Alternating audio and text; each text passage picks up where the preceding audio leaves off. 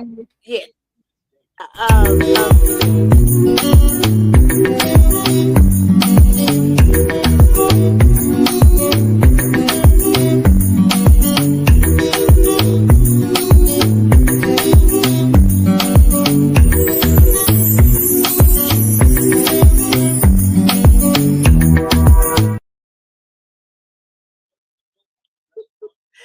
hello, Shereen and Hi, Chloe. Latanya. Hi, Latanya. She says, hi, Titi Tanya. No, what I was starting to say was if I should have done the longer intro or the shorter Oh, one, like oh no. give it Oh, time. well. The shorter Yeah, one is. that I know. Oh my goodness. Well, welcome to everyone. Real Talk, Real Solutions at the heart of the conversation. And our special guest, Chloe, in the picture. She's just so adorable. Oh, thank That's you. yes, that is our Chloe. Chloe. And hi, Chris. Thank you so much for joining us. Rosalind, thank you so much for joining us as well. And to everyone in the eye, thank you so much as well. So, as you see on the title, we are doing um, red flags. I'm trying to do it like, okay, red flags, yellow flags, and then green flags in a relationship. And so what do they really mean? And so we were wanting to talk about the different areas for a person who is single, a person who is biblically divorced and want to remarry, a person who is widow and is considering being remarrying. I think I hit all those. Yeah, I think I hit all of them. And so we wanted to this live stream from a conversation, and so it just kind of spilled over where I was like, you know what, let's do a live on this and talk about the different flags and the colors and what they represent, and especially between women and men, how it's very interesting how the things that men, what they will see and what they will like, red flag, I'm out of here. Like, I'm done. And women, we tend to see the red flags, but we'll just continue. We'll just continue on and continue on with it. And why do we do that? And yes, we have Chris, who is a guy. So, Chris, we would love to get your input as well on this. And also, if anyone wants to come on, just let us know and we will share the link and you can come and join the conversation. And so, yes.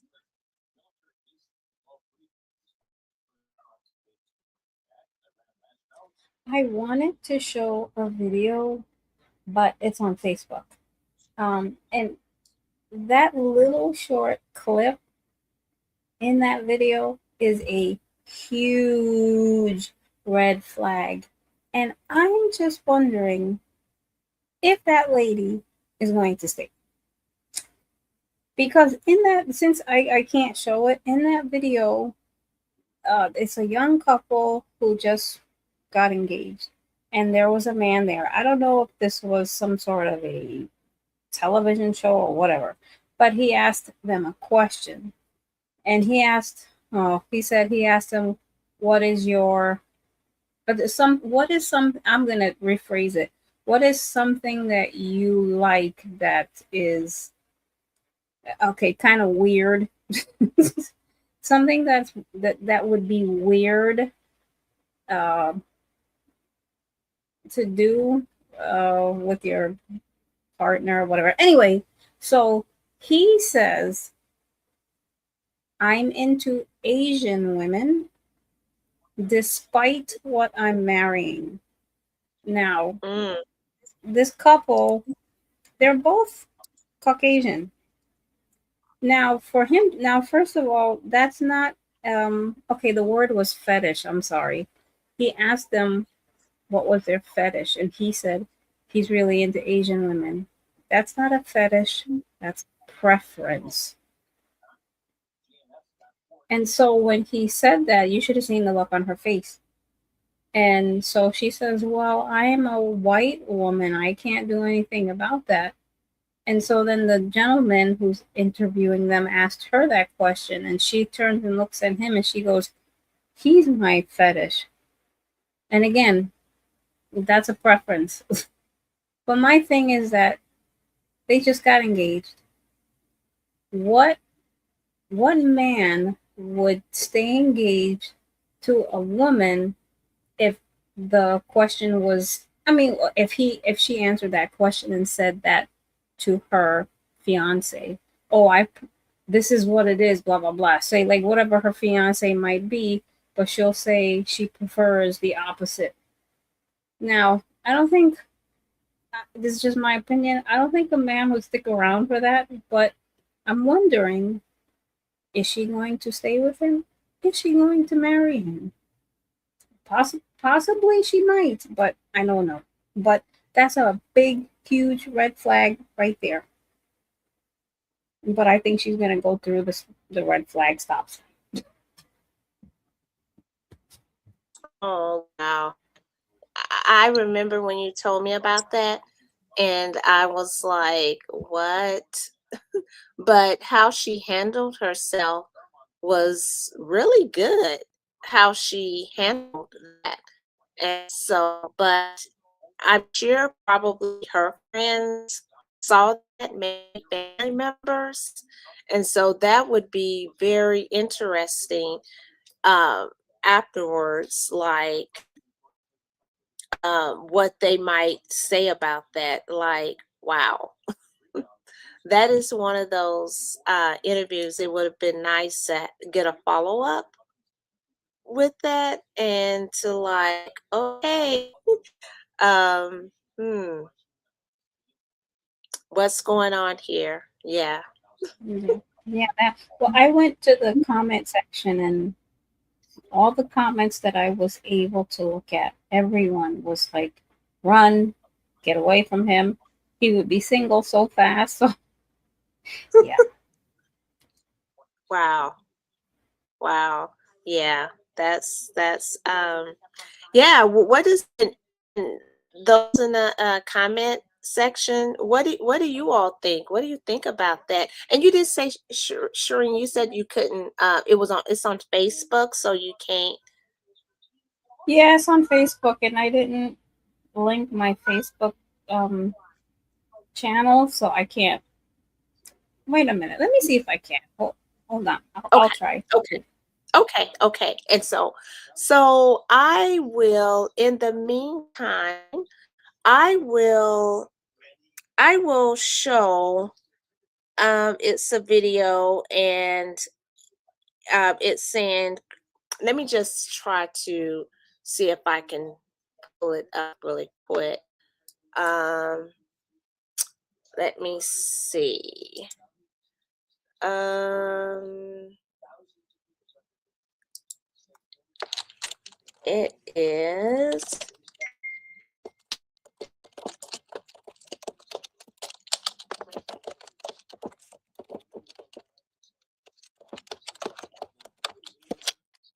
Let me see if I can find. Okay, here it is.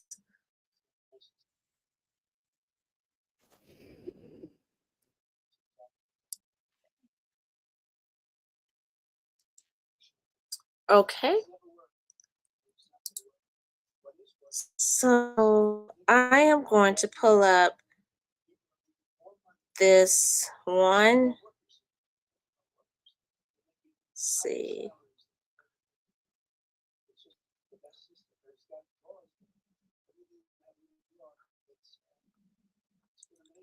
Okay. Okay. Um, let me share my screen.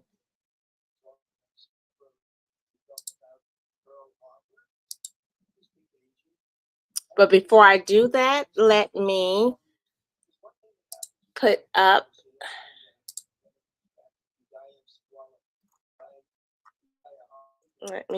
my disclaimer here.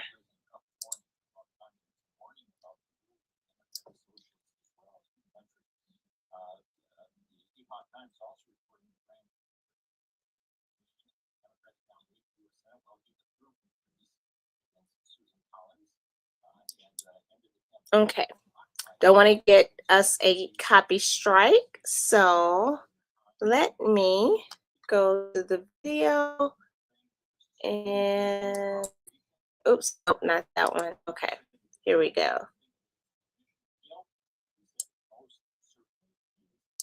For me, or if I'm just choosing it because I'm scared to be alone. God did not put you here on the earth to get married. In the Bible, singleness is actually honored. You will settle for a lot of things because it just feels so good to be liked.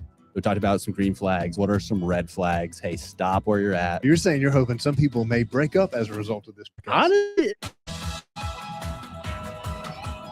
welcome to the Live Change podcast. Today, I'm joined in the studio with Caroline and Jason. And guys, today we're talking about dating. Specifically, how do we date well? And I want this episode to hit people really where it hurts in some ways. I want this to be a don't get married until you listen to this whole episode kind of episode. Yes. I like that. Yeah. Because I feel like we're going I to don't make know if I like hitting people where it hurts, but That's true. The heart, man. the heart. There's some heartbroken people out It's there all like, I out need of to hear love. this. Yeah. I need to hear this. But you're going to make a ton of important decisions in life, right? Like, hey, where do I go to school? What do I study? The city I live in, the friends I have. But I'm sure we'd all agree the biggest life decision you'd make as far as who you're partnering with in life, getting married, is going to shape the trajectory of your life, your well-being, and even how you follow Jesus in a ton of ways too. Yeah, you're exactly right. And so I think to get us started, my hope today too is just that people walk away with like, here's a list of green flags. Here's a list of maybe red flags I want to avoid. And if they're in a relationship right now, they can even do kind of an audit of like, hey, is this going well? Is this trending the way I need it to go for So marriage? you're saying you're hoping some people may break up as a result of this podcast. Honestly, in a good way. If it's It'd not be good, good. Not good for you. that might be good. So. Absolutely. So let me be there. If you get bumped, don't send me an email from this podcast, please. But I do hope that this serves people well as they evaluate, hey, is this for me? Is it not for me? And I would think a good place to start is I think we get into relationships we regret or aren't good for us when we kind of feel like we're stuck between, well, I don't be alone. And so I feel like I have to settle. And that's maybe what I want to speak to first. How do I know if I'm choosing a relationship because it's actually right for me or if I'm just choosing it because I'm scared to be alone?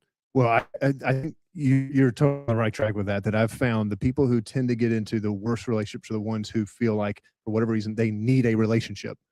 And that's one of the things I've told my kids a bunch, especially my older one, Solomon 7. So he's not ready to yet. Though he's got the eyes for the girls right now. Anyways, but when you need a relationship, that's the worst time to start. When you need it, it's the worst time to look for one, because you're going to be. Well, you said settle. Yeah, you're going to settle for something in that moment. Your question though is about why we get to that point. Yeah, differentiating between like this is actually good for me and I should feel the freedom to actually date this person, or like I'm just doing this right now because I feel like I'm afraid to be alone. I was gonna say, I feel like if you're truly honest with yourself, you know if you're dating that person for the wrong reasons. If you're willing to ask those questions like, am I just with this person because it's been a long time and it feels easy or it's comfortable? Or am I giving into my standards? Am I giving into the standard that God has for me? If I'm honest, is this just makes my life more entertaining and more fun and I don't feel lonely? Like if you actually ask yourself those questions and were truly honest, you know the answer, And so I would just say you're not doing yourself any favors by not asking those questions. And you're hurting yourself. Psalm 127 says that unless the Lord builds the house is built in vain. And it's so crazy to think that there are people who spend years pouring their heart and soul into a relationship.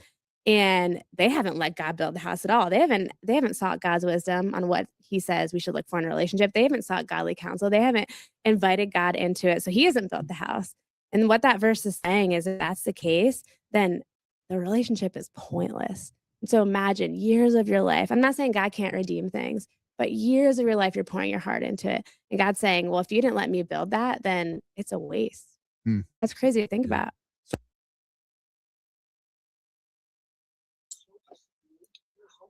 Wow.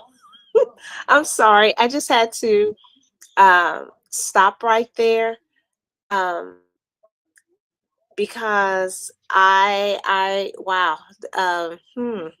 Unless the Lord builds the house, you're laboring in vain.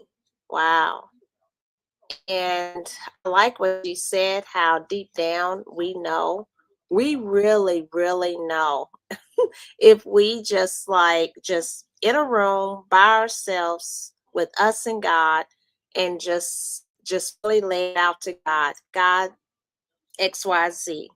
This is really, really, the deal. I really know. But a lot of times there's the but that's there. And so, and a lot of times women, I think we have a little harder time, like maybe pulling away or either just, I don't want to say, I don't know, but, as to why it's so different for men, why when they see the red flags, typically they just they don't stick around or they don't continue in it. But Shereen, were you able to find that video? I'm sorry, I don't want to keep going on. Yeah, I found it. Let me see. Let me see if I could share it. Let me see Okay. if that'll work. Oh, I guess it will. Okay, I think I can. Yep. Yay. Okay. So we'll pause this one. Okay. Okay. All right. So can you see that little? Can you see? I don't see it. I think you might have to stop sharing your video.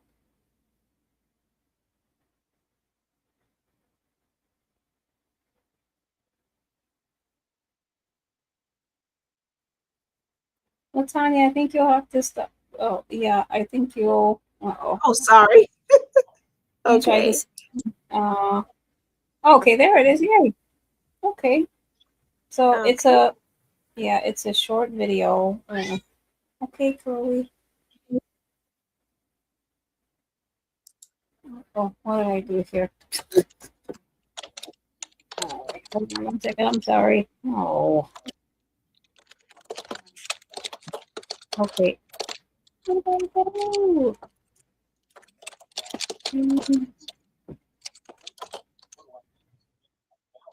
Can you still see that by any chance? Well, it says okay now. You can see it now? Okay. I'm sorry. I don't know what I did before. Okay, here we go. Y'all just got engaged. What's y'all's fetish? I'm really, really into Asian women despite what I'm marrying. Bruh. I'm literally a white woman. I don't know what to say about that. So, What's your fetish? my fetish, that man right there. This one. Yeah. Thank I you. hope y'all have a great wedding.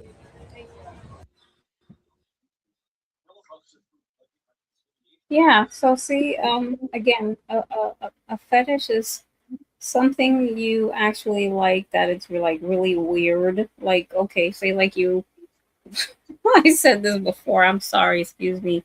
If you like sucking someone's big toe or something, like that's a fetish.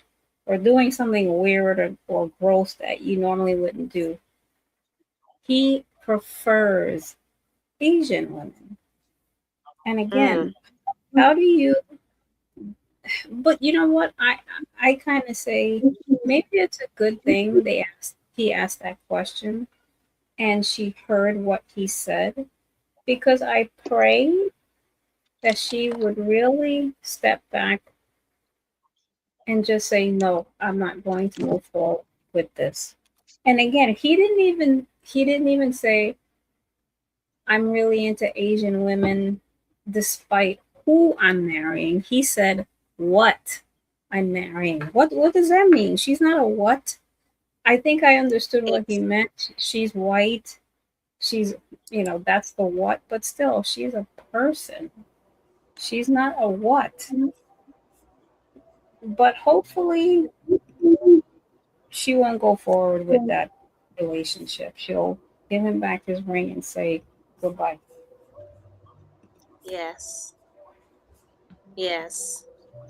I don't know who wrote this, but it says never trade your partner's dignity for a cheap laugh. Hmm. Yeah, they wrote that up under that. And I was like, yeah. And I was looking at her face, and when he's after, she was like, well, it's him.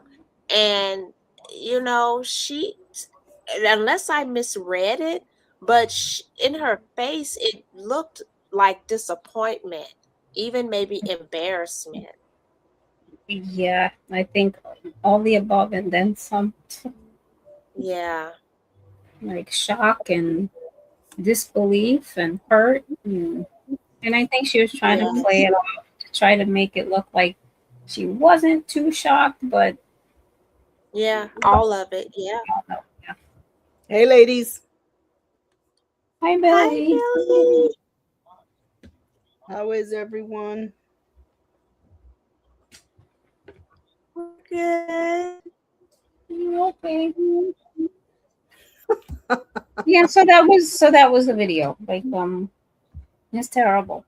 Terrible, terrible, terrible. What would any of you do? Chris, what would you do if you just got engaged and that person asked a question like that? Well, I don't think you would be anywhere near someone asking you that type of question. That's not something we as believers are gonna ask another believer something stupid like that. But let's just say hypothetically, you were asked a question like that and your fiance responded the way he did.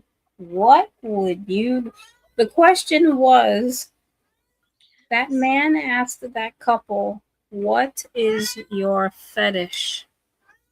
And like I said, that's not a fetish. When I mentioned about the toes, that's a fetish. That's doing something that's off kilter that you like. But what he said, that's a preference. He prefers Asian women over his Caucasian fiance. So if your fiance said something like that, how would you take that? What would you do? You wouldn't have an answer, but what would you do in regards to your engagement and your relationship with your fiance? Again, I don't think as believers we would do such a thing, but you never know. You got some people out there. Anyway, so yeah, that was just a hypothetical question. That's good. That's good.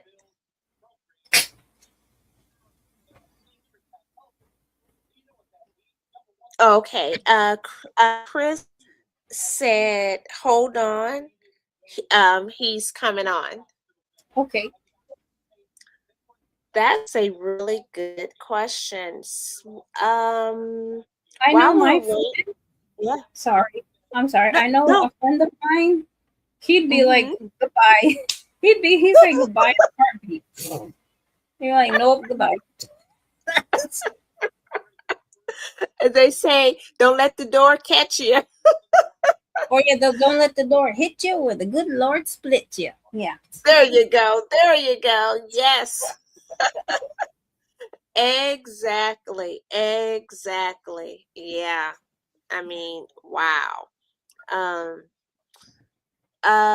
let's see. What I guess from I'll be the right back. women who are here, Lisa, Rosalind, what would I'm sorry. you I'll be right back. I'm sorry. I gotta feed Chloe. I'll be right back. I'm sorry. okay, okay. So Lisa and Rosalind, what and who let me see, make sure I'm not missing anybody. What would you all do? What is your thoughts?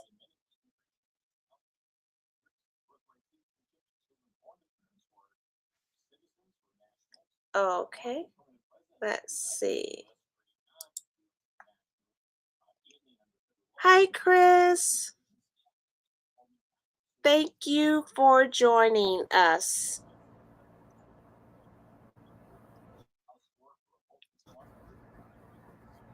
We can't All hear right. you. Oh, okay. Okay. Now we can Can you talk. hear me? Yeah. What's up, guys? It's kind of, wait, it's kind of really like loud. Okay, Hold on. can you say something now?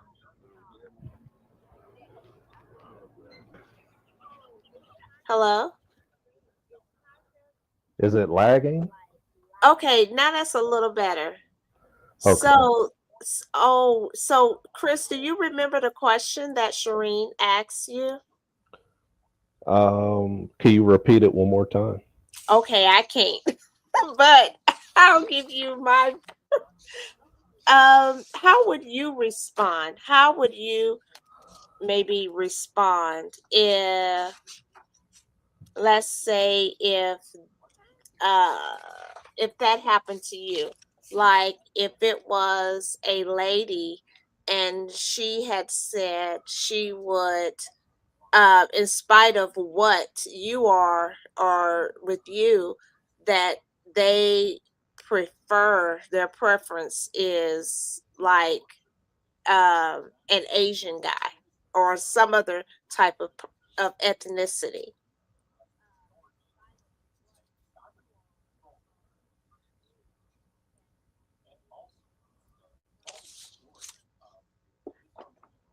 Would you consider that a big red flag?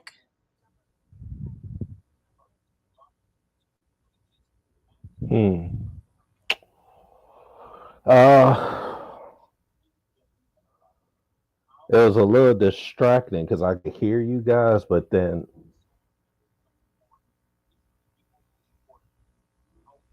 tell me the question one more time because I'm getting an echo too, and I didn't know Yes, if I need to leave out and come back in. your audio is not the best.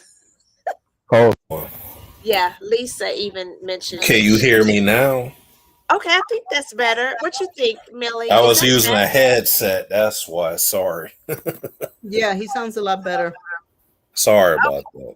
Okay, okay. So yes, so as a guy, if this was done to you, like the person you're with, engaged to, and someone asks you, both of you asks you a question, I mean, asked her a question, and she Hmm. said, "Well, I prefer Asian men than than what you are." How would you feel about that? I would be taken aback by it, I'd be honest. And I probably try to pick her brain more as to why she might feel that way, honestly. But it would make me feel some kind of way if I'm going to be honest about it. Right. Yeah. Yeah, that's I I was playing a video that was kind of talking about a little bit of this. So, well, Millie, do you do you want me to uh, finish playing the video? Then you, or would you like to comment No, play the something? video. Oh, You can play okay, the okay, Yeah, play the video. That's fine. okay, okay. Let me.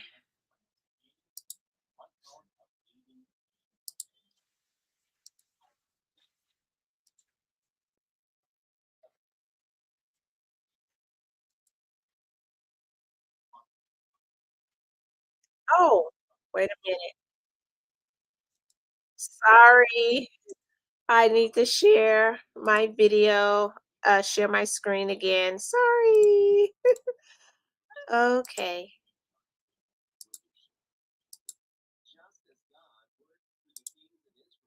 Uh-oh. Okay. Here we go. You can All answer right. that, and you have to know, you have to kind of dig deep for your motives there. And the problem is, the reason why it's tricky is because it feels so good to be liked. Yeah.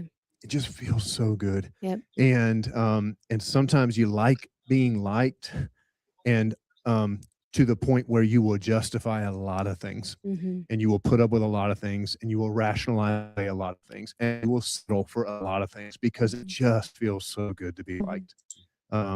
It's just not, it's not sustainable. And I mean, I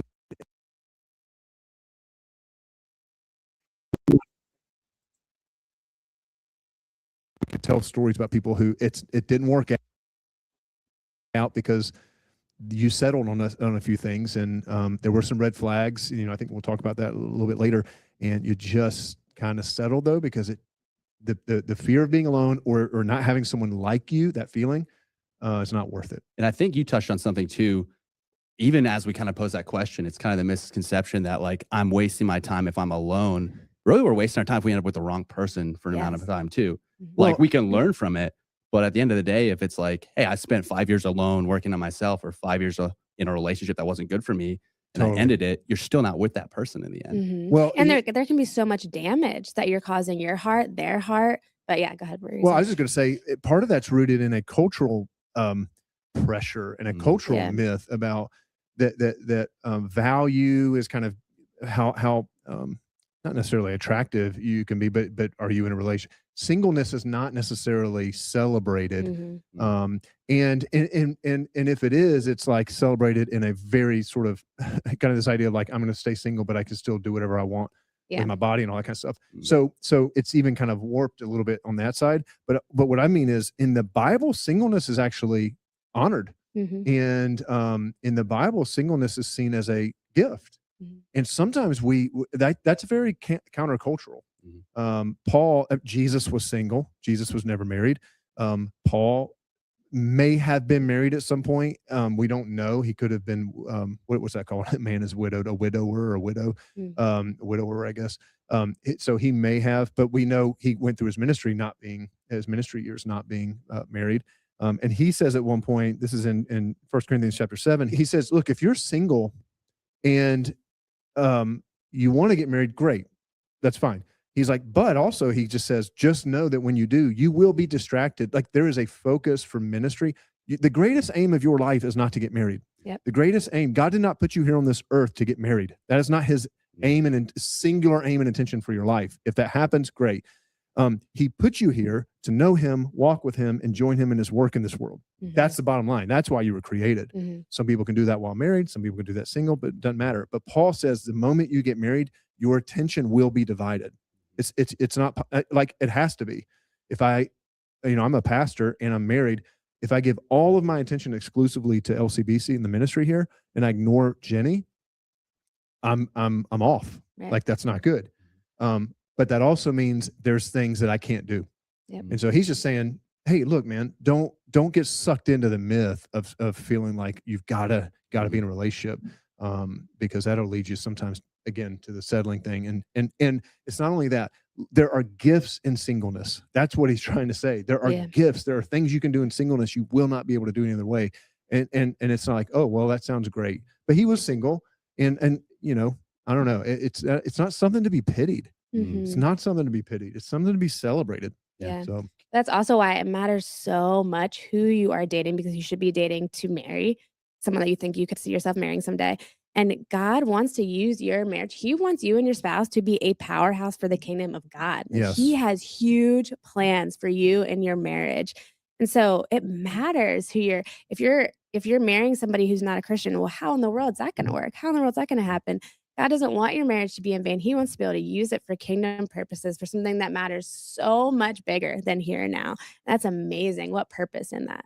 yeah, Tim Keller has a great book on the meaning of marriage, and he explores that and just basically says, look, man, marriages can be used as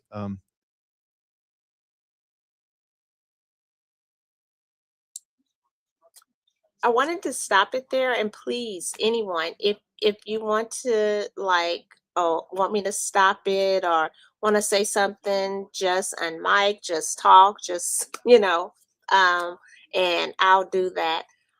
I thought that was a good breakdown, like especially what he was saying about, and Scripture does talk about that, how when you are, if you're a single person and you do have that gifting of being single, and then some people just, whether, I mean, I don't know, they have it or not, they just end up being single. um and how he had mentioned how you're not distracted because you don't have, like, you can just be single focused, how he mentioned it, but like how he mentioned he's married and yet he did, I think he did say, yeah, he's a pastor or in the ministry. And if he gives all of his attention to that and ignore Jenny, his wife, there's going to be some problems. There's going to be a problem. And I have heard of some marriages and situations where they're like, well, how can I put it? How they have said it, like, well, I'm doing this work for God, and if you don't want to come along, or if you not, or blah blah blah, or however they can be, or they're just giving all of their time to the ministry, and they think they're in the right. They're not. They're not. If that was the case, then it's kind of like, uh, maybe you need to stay single, and then you can give all your attention, everything, not being divided or whatnot. But if you do get married, then you are going to have to give attention, and not neglect your spouse. And then if you have children, that part that is there. So what do you all think?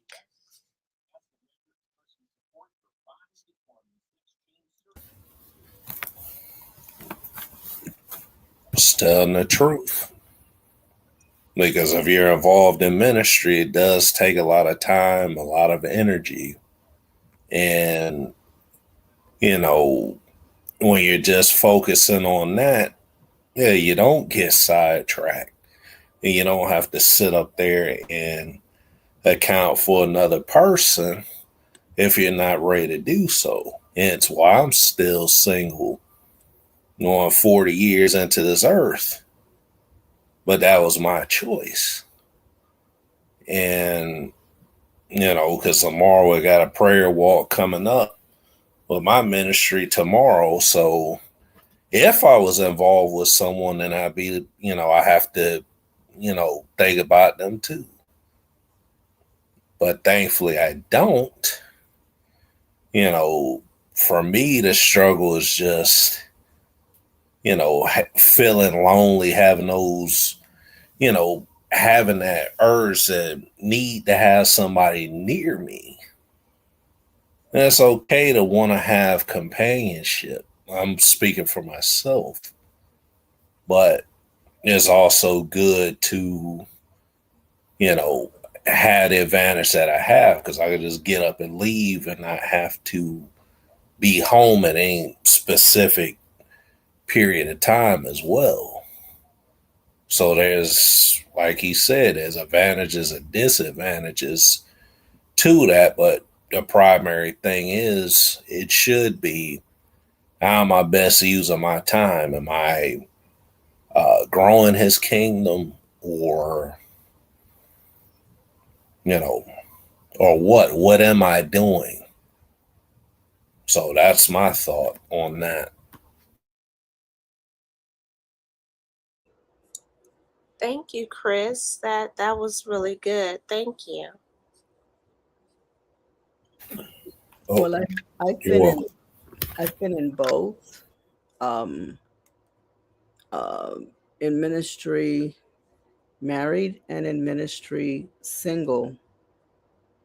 And both of them require balance because it is difficult, especially when you have young ones. Um, but it is, I mean, I don't see anything that he said that was wrong. It's just, you have to have a good balance. I mean, you can do ministry while you're married. Um, it's just that when the kids are involved, you know, you got school and you got homework and you got um, all kinds of little um, distractions that can, and especially if they're in sports or, you know, as they get older and things like that.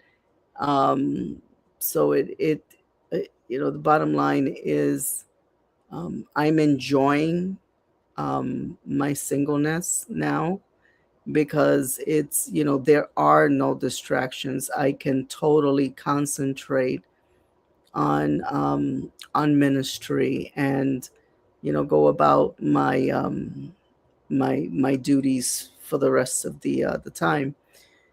So but I've seen both, I've experienced both, and yeah, it just gets a little bit more challenging when there is a family involved. But otherwise, if you know how to make that balance work, and there are people who do know how to balance that, hey, it's a good thing.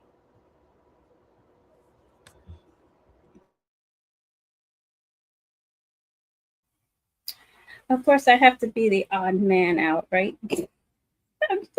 I just have one thing. This is just a pet peeve of mine.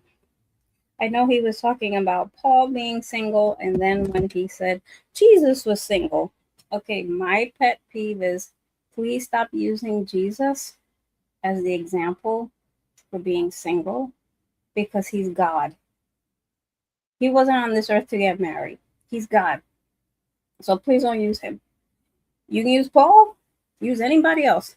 I wish people would stop using Jesus, but that's just my pet peeve. Okay, so what he said, the scripture verses in 1 Corinthians 7, verses 25 to 30, 34. Okay, this is to the unmarried and widows. Now concerning virgins, I have no commandment from the Lord, yet I give judgment as one whom the Lord in his mercy has made trustworthy. I suppose, therefore, that this is good because of the present distress. Wait a minute, sorry. No, I don't want to read that. I'm sorry. Let me go to 29. No, 32. Sorry. But I want you to be without care. He who is unmarried cares for the things of the Lord, how he may please the Lord. But he who is married cares about the things of the world, how he may please his wife. There is a difference between a wife and a virgin. The unmarried woman cares about the things of the Lord, that she may be holy both in body and in spirit. But she who is married cares about the things of the world, how she may please her husband. And everything he just said, and everything that Chris just said, and Millie said, is so true. I mean, because scripture talks about it right here. When you're single, you have all the time in the world to devote your life to the Lord, because your care and your focus would be solely on him. But then once you become married, now you're concerned about the things of the world and how you will please your husband or how your husband will please the wife. So there are challenges. I think there are challenges on both ends, whether you're single or you're married. And I did like what he said. It wasn't, the Lord didn't put us here on this earth so that we could get married. Like, that's not his ultimate end goal. But at the same time, I also think about Okay, God created Adam, and he looked amongst the animals, and he saw that there was no one like Adam. And so what did he do? He created a helpmeet. He created Eve. So no, God's ultimate goal is not so much for us to get married, but he did create marriage. He created that incredible covenant for a man and a woman. So if that's what you desire, then praise God. I pray the Lord will grant those that desire. And if it's not your desire, and even if it is and you kind of feel like it's not going to happen, just I guess praise God in the midst of where you're at. And the Lord will continue to sustain you until he brings your mate into your life.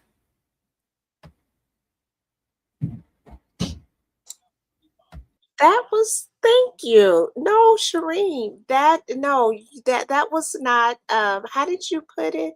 You said, to be the, I don't remember the word Well, that I said I have to be the odd man out when I made that my pet peeve about when people tend to mention, Jesus was single. No, don't use God. No, You can't use right, God. Use him as the example. right, right. No, no, no, no. I agree with that. Jesus, his purpose, and it was very clear of what his mission was, and it wasn't to get married, and it was to come and to redeem us. And so, yes, I thank you for, yes.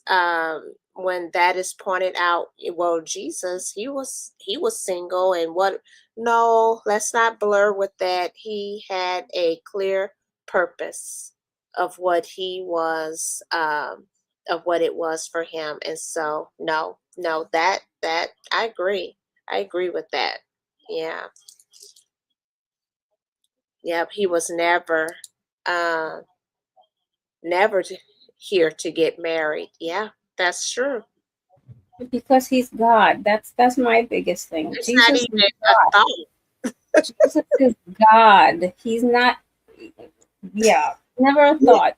He's yeah, God, it's not even a perfect, thought. sinless. Like Yeah, yeah, it's just. I mean, I don't know. That's just something that you. I mean, maybe there's somebody who think, but it's just. Yeah, yeah. That's. I don't know what to say about that, but yeah, that's really good. Yes. And then of course one of the obvious ones, uh about a red flag not being, and they mentioned that, I think the lady did, how they do not love Jesus, not being equally yoked, together. So not, yeah, let me. They are expressions of what God can do. Reconciliation, how God can bring forgiveness, because you got to forgive each. I mean, like they're basically a little outpost of all that God can do when you're both aligned. You said something that reminded me of something that Ben Stewart. Ben Stewart's got a great book on dating and singleness and marriage and engagement. And anyways, one of the things he talks about is that dating at the end of the day is evaluation, not a status. We look at dating as a status. I'm dating someone. Dating is not a status to be taken on. Dating is an evaluation to be entered into. Yeah. And so when that kind of goes to the purpose of it all, right? And so when I'm dating someone, I'm doing it very intentionally to determine character, to determine missional alignment. Like, are we both pursuing Jesus? And all that. So, but it's an evaluation. It's not a status that you're looking to take on. So what I'm hearing too is like, hey, we're created for kingdom impact. For some people, if you're just doing the math, that's going to be singleness. For some people, that's going to be marriage. I love how you spoke to kind of the cultural misconception with singleness. Can we do that quick for marriage too? Because I think culturally there's this conception of like, I got to Oh, find the one. This is a you complete me. That's not where I thought you were going, but We can go there. But no, Wherever you wanna go there real quick. So there's just this idea like, I need to find the one. There's just one person that will make me complete, and that's the person for me. Let the pressure off. If that's the case, listen to this. This is how ridiculous that idea is. If there's truly only one out there, all it takes is one person to screw that up for the whole world. Yep. Because if they didn't get the right person, then that means you just do the dominoes started falling at that point. So no, God's will is a lot more permissive on that. God's will is that you marry. He talks about in 2 Corinthians 6 to not be unequally yoked. So that is a principle for Christians who are entering into relationships, is to go, look, if you're entering into a relationship and the other person doesn't know Jesus, doesn't care about following Jesus, whatever, all Paul is saying is there will come a moment like two ox or two horses that are yoked, tied together, where one wants to pull this way and the other wants to pull this way. And guess what? When one wants to pull the right, one wants to pull the left, guess where you go? Nowhere. Yep. And that's all he's saying is you will get stuck. And just think practically for a second. You marry someone who doesn't value generosity and you are tithing, that's going to put you in conflict because you can go, why are you giving 10%? That's my money. That's our money. Why? It's just going to create conflict. And yeah, I mean, like, it's just not wise. Really, what I'm hearing is, there is no just like one person out there for you because that's silly, but there's a standard. Yeah. So the standard is, that's what we were getting at. The standard is, look, is it someone who knows Jesus? Is it someone who's pursuing God and all that kind of stuff? So, and then there's like that's like lowest rung of the ladder. When Jenny and I started dating, let's just be real honest. It almost always starts with attraction. There's an attraction physically. There's an attraction. The very first thing I noticed about Jenny was not the fruits of the spirit. While she's on the basketball court, I didn't even know her. I just saw her on the basketball court, and I was like, she's pretty, and her hair is really pretty, and she had long hair, and I noticed all the physical. So yeah, so we shouldn't be stupid to pretend like that's not usually the first step. But this is why you don't need to jump right into dating people. What Jenny and I did for that first 6 months is we just hung out in groups. I just put myself and she put herself around. We put ourselves in positions to watch each other in group settings. The problem is when you jump so fast into let's start dating, now you've actually got relational dynamics that if it you don't even know anything about them. So if it goes makes it more difficult. If it's not, you realize they're not the right person. It's harder then to. It's a lot harder. Yeah. As opposed to we just all hang out as friends, and now I know. And the things you're watching in those moments is you're watching how do they treat the servers at the restaurant. How do they treat the other women, the other girls who are in our friend group? How do they talk about their parents? These are all the kinds of things you're listening for and watching for, because that's where character is revealed. And you've done all of that without any exclusivity in the relationship. So you can do all of that. You can date someone without them knowing it. And you probably should. Yeah. Sneaky that's dating. Good. Yeah. I just came up with that. Yeah, I like that. Remember that. I'm gonna say it again. To write that down. You can date someone without knowing it. Someone's gonna listen. Wow, that was interesting. You can date someone without knowing it.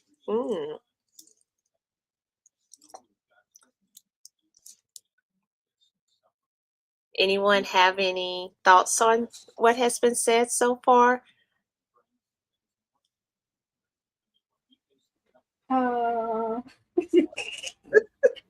we go again. Okay. When he mentioned that, I guess he said, did he say it's silly to think that there's only one person out there for you? Yes. I agree and I disagree. I disagree because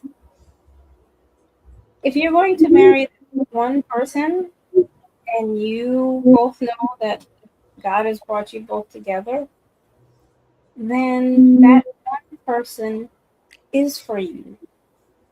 Now, let's just say your spouse passes away. Yeah. Okay, this is what I'm going to take. I'm going to take Pastor Sean as an example. Pastor Sean was married for 25 years to his first wife, Deborah.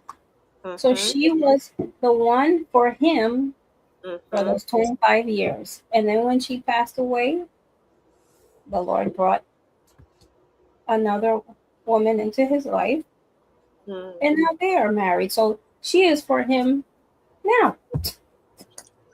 Okay. Yeah. But that's just me. That's just me. I do believe like God has someone for someone else, and that's the person that God has chosen for you or for him for that time. Mm. That's good. That's good. Um, I think yes, I do believe that God can that he can pick someone for you.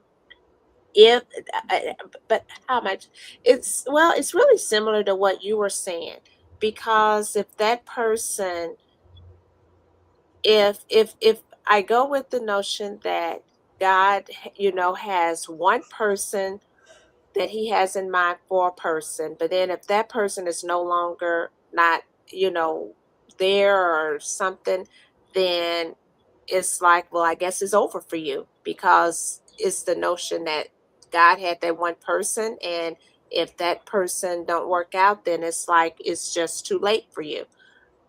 That one person is gone or whatever with that one person. Um so I do believe that yes, that God, how he can uh, pick someone for you, but I also believe that um, I guess that's a good example. Like I'm thinking about like with Pastor Sean in that situation where he had his wife. Then after she had passed away and he was a widow, then he was just he was free to marry again if he so desired. And so he found his wife that he's married to now, and so yeah. So I guess it's the same what you were saying with that. Yeah. Oh, Millie, I'm sorry. No, I was listening to you. So what is your thinking on that? Do you have something different, or Mm, I don't quite know how to answer the question. yeah? I really don't. Um, I because mean, yeah, God can have someone for us, but remember, um we have morality to choose yes, we have. that individual. Mm-hmm. Um and someone can say, with all of the temptations and that we have these days, and that falls on both sides, men and women. You know, I mean, the enemy is going to um, attack both sides, and he's going to throw every kind of temptation. And marriage is okay. There goes my dog. Hey, Chico. Chico just got in the No, mix. he's barking. Wow. Chico got his thoughts. Wait a Let him minute. talk, Millie. Let him talk. Chico is. Wait, I just realized I've never heard him bark. Oh, remember, I not to get off track, but I had asked Millie once, "Does Chico bark?" And she said yes, because I never heard him bark. That's if somebody is like in the laundry area. Okay, um I mean, I can't hear them, but their hearing is impeccable. okay, So he just, he's playing, he's doing his duty, wow, guarding Chico. okay. So I'm like, okay. But otherwise, no, he's not a barker. That's as much as you're gonna probably get. Um, because he is a 7-pound little chihuahua over here. but with a very big personality. Um, but the sweetest one I've ever seen or met for that matter. But getting back to the issue at hand, um, because we do have that morality, and yes, there are some people that, you know, instead of working on their marriage, the easy thing to do is escape from it. Um, and I've seen both sides where I know couples that have been married for 40 something years, others for 20 something years, and they get tired, but you have to learn how to, um, I think it was Dr. Tony Evans once say many years ago that you don't date to marry, you marry to date. And how true of a statement is that? Because life will throw every kind of challenge your way, that you're going to have to learn how to navigate those things without um, disrespecting one another.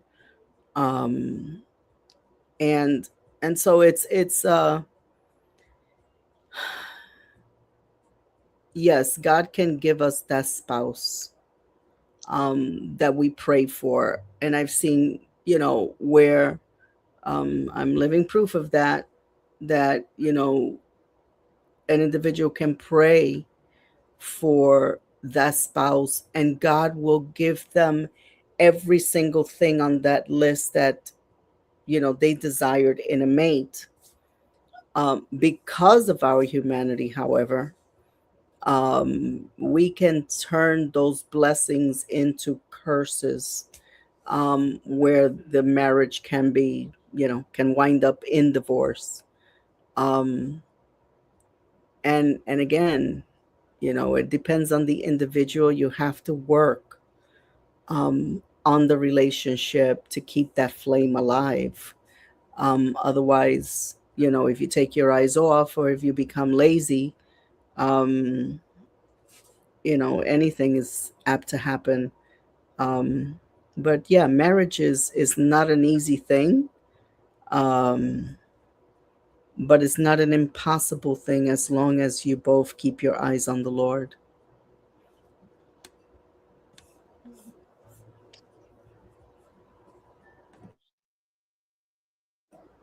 That's my take. Okay. Thank you, Millie. Listen to this now and be like, we're dating. The person's gonna be like, what? Yeah. What? That could be Oh fun. gosh. Yeah. I was gonna If say you're a to you weirdo, you saying, cannot hide behind that. don't use that. Yeah. To you saying like this idea of like there's this one person. I feel like wrapped up in that, even just that thought, is that there's this perfect person. There, we Mhm. know there's no perfect person. There is not a perfect person for you. I don't believe in soulmates because what if your spouse passes away and then you get married to somebody else? Like, Yeah. so there's not a perfect person. And if you're going into a relationship and you're seeking for the perfect person, someone you might not be saying this, but I think they're fix the problems that I have. They're gonna heal the wounds that I have. And that is all the wrong thinking. You're trying to use them to fill voids that only God can fill. And you're trying to replace them with God in your life. And that is really dangerous. That's a recipe for disaster. Yeah. That's a recipe for disaster. So I think the ways that that you're ready for dating tend to be, one of them is your relationship with God comes first before anything and everything else. Jesus said in Matthew, I think it's chapter 6, where he says to seek the kingdom of God above all else. Seek the kingdom of God above all else. Not seek to get married, not seek a boyfriend, not seek a girlfriend. Seek the kingdom of God. And then he says, he's talking about money in that situation, but the principle applies. And he says, and all these things will be given to you. It'll all fall in line. Yeah. Your intention and your desire and your. Sorry. I'm sorry. I just wanted to ask a quick question. Is anybody thinking that they're going to find the quote unquote perfect person? I don't think anybody's thinking that, right? There is no perfect person. Thank you. doesn't exist. Only Exactly. the only one is Jesus, and that's it. But you know what though? But you know what? I think some people, they may not say it, but I think um the way some people act, they they give off that, because we know there's no perfect person. We're not perfect. The other person is not perfect. And because it's such an overused thing. Nobody's perfect. Nobody's perfect. I'm not perfect. They're not perfect. But the way we sometimes can react, and with people, it's almost like we give off that that that vibe of perfectness. That's And kind of my thought. I think that also happens with You know, like in the very early stages of any relationship, that you can see no wrong with this individual, but give it a couple of years when you try and kind of settle in, and you're going to see the flaws, you're going to see the shortcomings, you're going to see the attitudes, you're going to see everything, and that's when you have to learn, um that, yeah, at one time you couldn't see no wrong in this individual, because they were like that perfect man or that perfect woman. Well, that's that's a facade, unfortunately, because there is no such thing.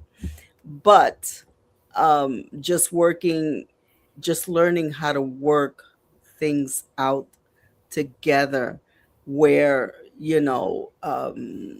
love has different stages. And um I have seen it in many couples, where you go through these horrific trials and storms, and they pull through together. There's a couple that I know in Florida, and gosh, I they've been married for over 20 something years, and he went into an addiction, and he was out there for, I don't know the exact number of years, but she stood by his side and she prayed, and they're back together again. God is restoring the marriage. And so man, that takes a lot. um that's almost like standing by.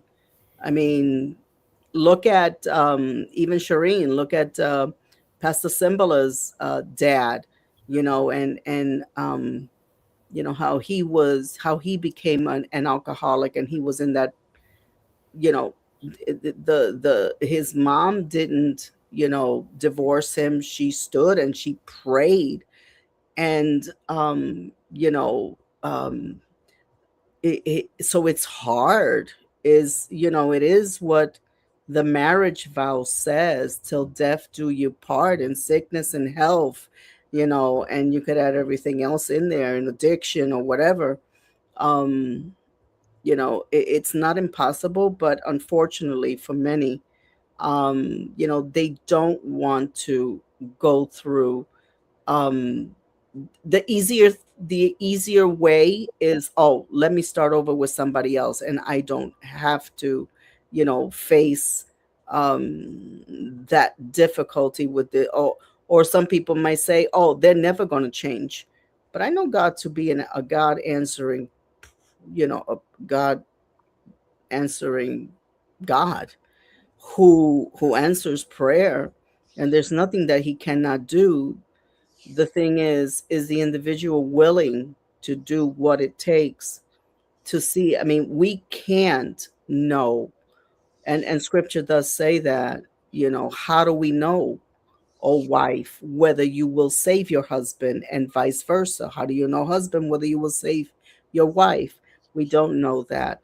um so it's, I mean, Yeah, it's a difficult one, but there are no perfect people or spouses or children. The only perfect one is Christ. So yeah, it's but it's not impossible for God to, um do what he has to do in the individual as long as they're willing to work at it.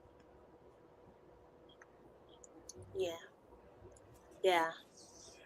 I believe that there is nothing that is impossible that God can't. I'm talking in a marriage context situation, if the two people are willing. But if one is not willing and the other one is, God is not going to override their will. And that's the magic And word, that's willing. that's the thing. If two people are willing, I know of situations that it was like, wow.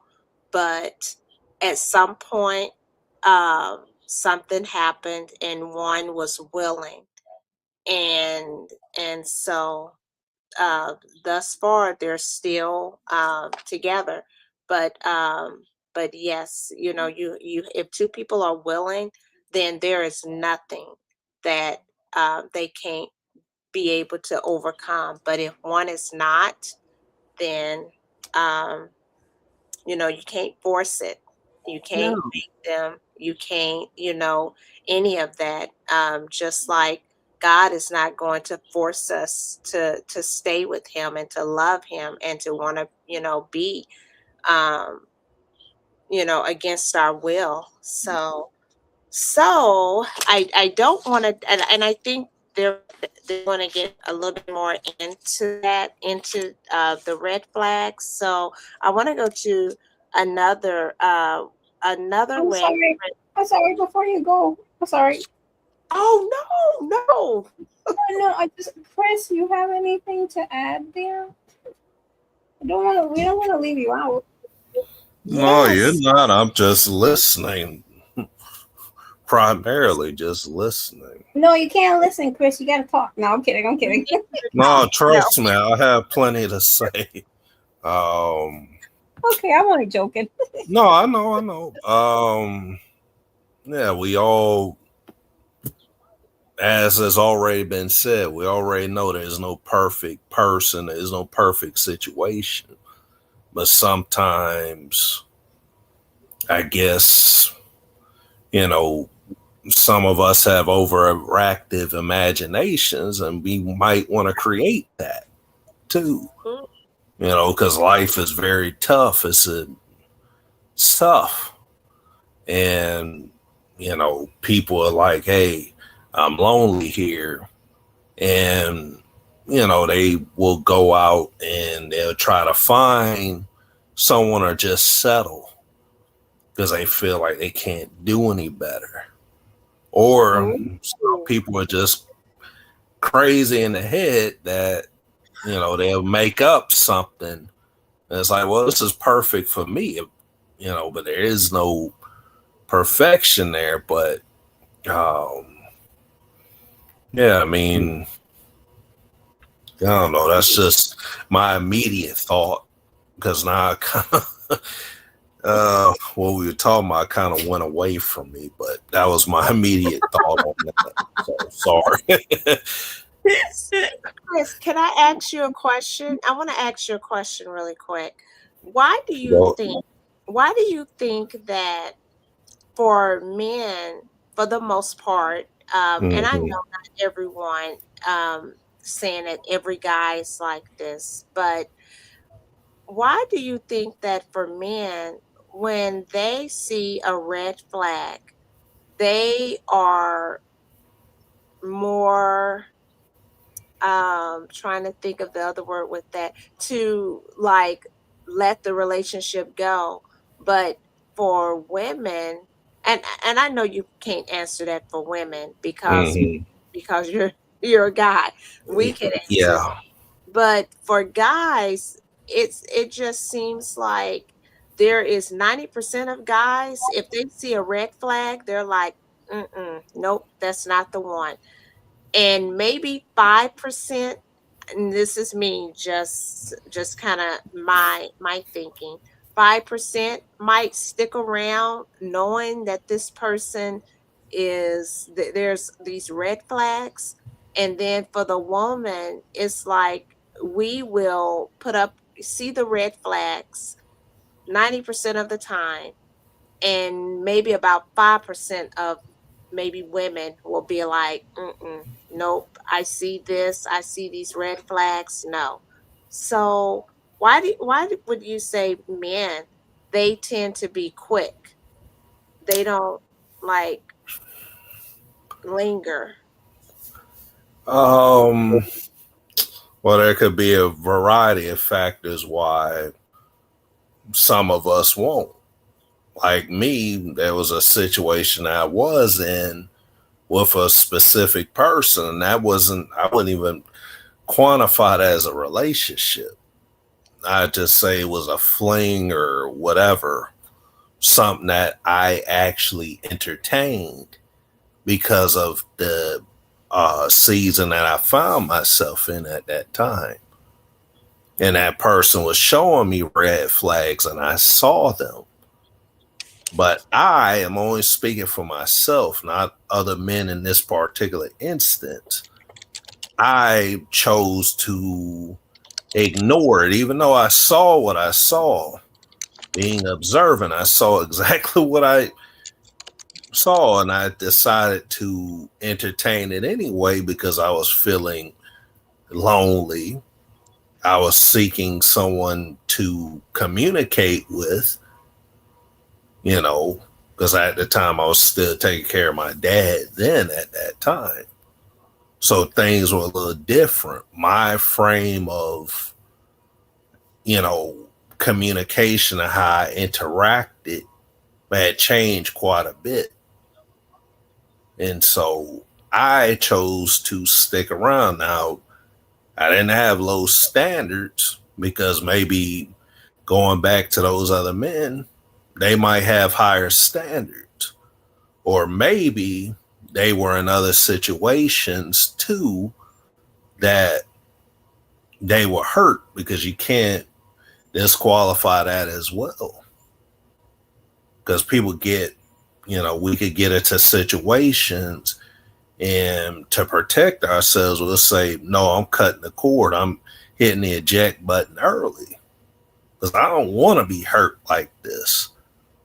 And sometimes it only takes one person to mess it up for everybody else that comes after. But I would think, there's probably a lot of factors that differ from guy to guy, but I would say primarily that might be one of them, just standards, trying to protect themselves from being hurt. Self-respect is definitely a huge one. But some people stick around and deal with a lot of disrespect as well. And probably the high one too is, their relationship with God, I would think would be high on that point too. Because some people don't need to be in a relationship. Some people, having God is enough. And really, he is enough. But some people feel like, I need this other person to complete me. And it shouldn't just be that way. I mean, that person's there to help them along in the journey, but not to be an idol. So that's just what I think of it. That's my thoughts on it.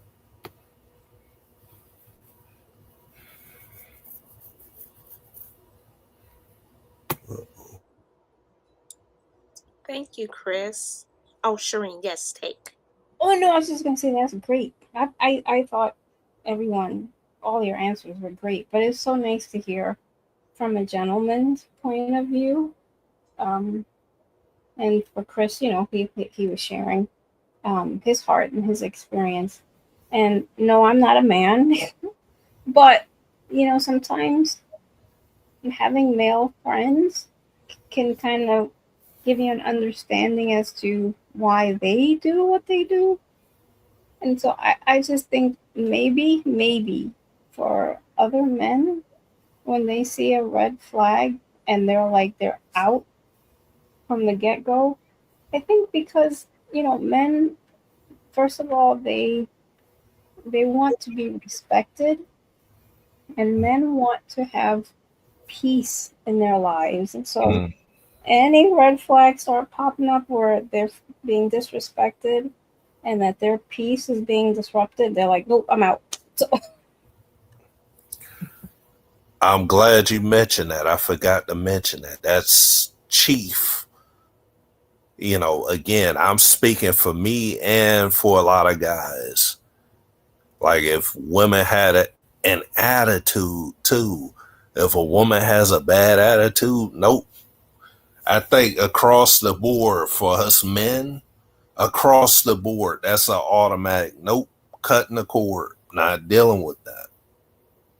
Because that's that Jezebel spirit. Nobody wants to deal with that. Or if you're a nagging woman. yeah, that's right. I forgot about that. Yeah. I gotta thank you, Serene, because you helped activate that too in my mind, because I'm like, wait a minute, I might be forgetting something here. So thank you, sis. No, because it also reminded me of my Louis, my fiance, when he was alive. I know that was the type of man he was as well. He definitely wouldn't, like, if I was someone who was, a nagger, like Chris said, and I disrespected him, and if I was like a loud mouth or anything like that, yeah, I think Louis would have left me from the very moment that he met me. So it was like, no, and he was very much into being not just respected by me, but other people. But yes, just from having a male friend, or just from even having a fiance, just seeing that men are, yeah, that's how they're wired. You disrespect them, you mouth off to them, it's like, nope, sayonara. Exactly. Literally treat others how you want to be treated. Right. Very succinct. Amen. I was just thinking, I was like, maybe that's why sometimes when you have the dynamics of a female and male friendship, why sometimes they tend to really work well, because it's not the drama that can be there. Like a lot of times with your female friends, it's like how it's just different. And sometimes some of the things that maybe, let's say, how you might react or respond to your female friend, how with a male, it just goes over their head because they're not so, they're just like, huh? Whereas with a female, you catch every little thing, like you were snippy or you were this or just whatever. Just a thought. I was just, yeah, thinking.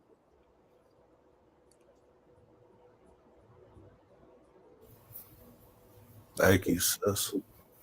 You're welcome. No, thank you. Thank you, Chris. Thank you. Um, so I guess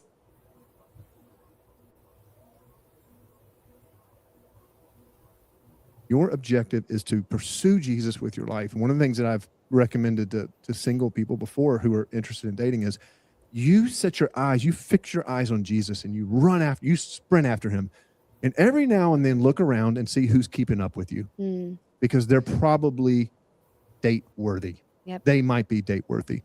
But if you fix your eyes on who's date worthy, yeah, you get your eyes off the wrong target. The amount of times I've heard somebody say that I found my spouse when I wasn't looking because of that, because I was just following Jesus. I was just seeking him, and then he aligned it all. He made it all happen. But when you're looking, that's when you're getting too caught up in it. And you're getting distracted. Yeah. almost like you're just trying too hard even too. Yeah. Let's get real clear. You talked about revealing character. And so that's really all green and red flags are. It's like, hey, this is revealing somebody's character. And so let's get real specific. What are some green flags we should be looking for in a dating relationship? I think number one, and again, I'm assuming if you're a follower of Jesus and you want to live as a follower of Jesus, so I'm talking in that way. What you're looking for is spiritual hunger in the person, spiritual initiative in the person. That's number one. Mm-hmm. And so what does that mean? Does that mean they have to be a pastor? Does that mean they have to be? No, absolutely not. What it means though is, do they pray with you? Do they ask? Do they share with you the other person? Do they share with you things that God's teaching them? Do they? And again, you can just be simple stuff. I just mean they're taking initiative. Do they prioritize church? Do they prioritize godly community? Yes. Do they seek godly counsel? Yes. Are they doing those things? Is that obvious in their life? And some people listen to this are like, well, that person's not out there. They are out there. Yep. They are out there. And I'm not talking about perfect, because I just more mean it's the pattern of their character. Yeah. And so what's the pattern of their character?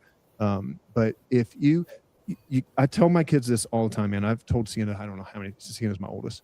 I don't know how many times I've told her, people will tell you who they are, so listen.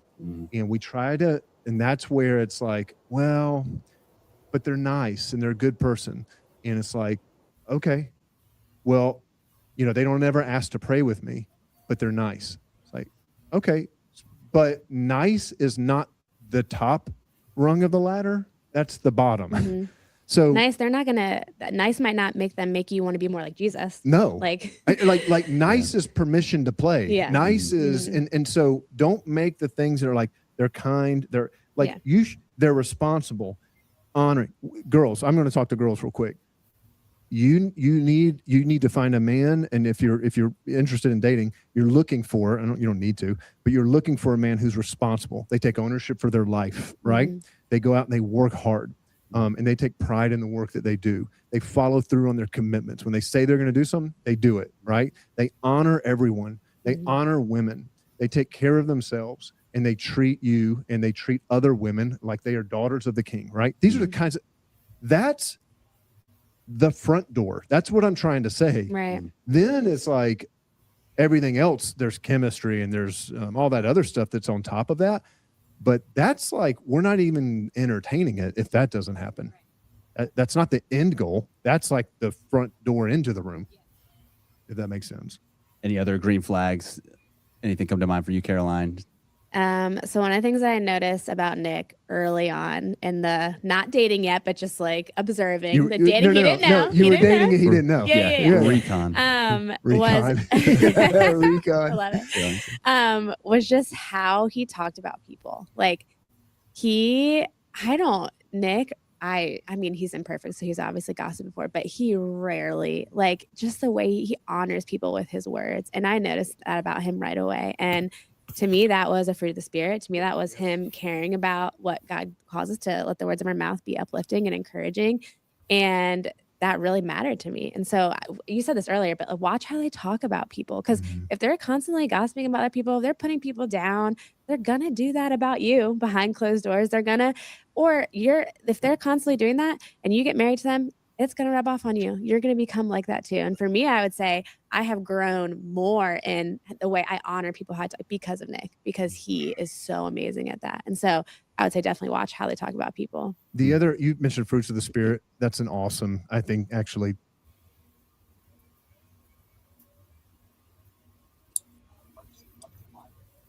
Chris, were you going to say something? Oh, I might have unmuted myself by accident. Sorry. Oh, okay. So I just, that was real. I really liked what he said about how we can say, oh, that person is nice, oh, he's whatnot, but just the other things, like was mentioning, will he pray with me? Will he what was some of the other things he mentioned?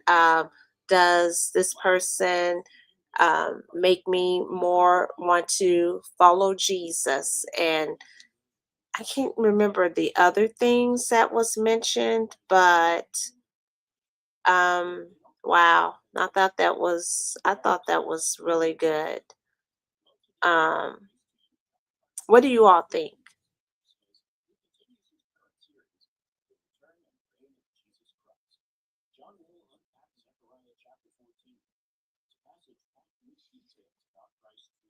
Okay.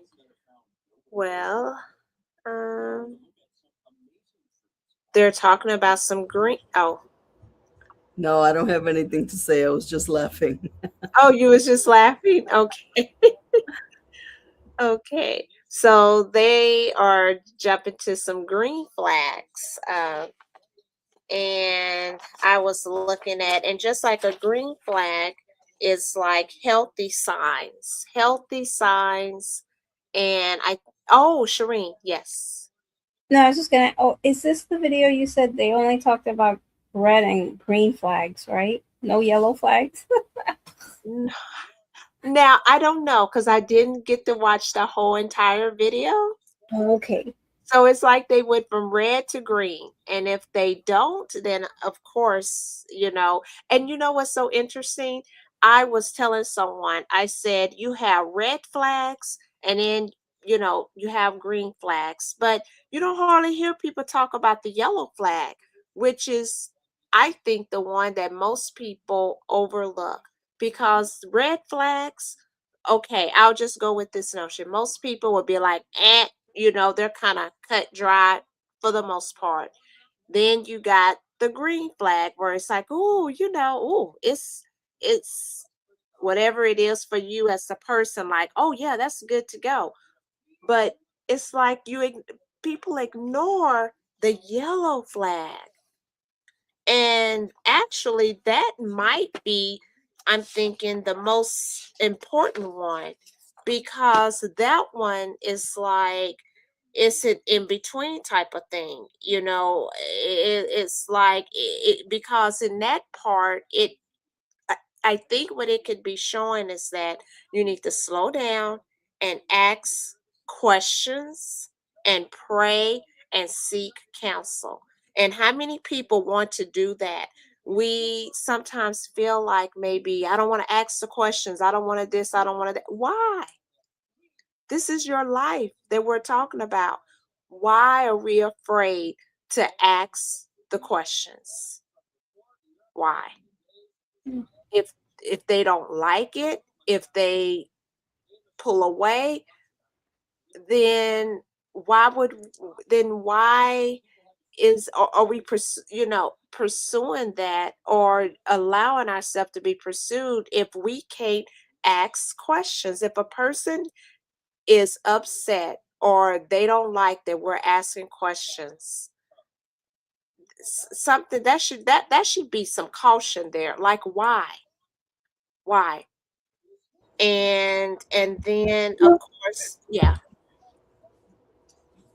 I mean, if anybody doesn't want to, that yellow, just like a yellow light, um, Mhm. when you're driving, it's telling you caution, be careful.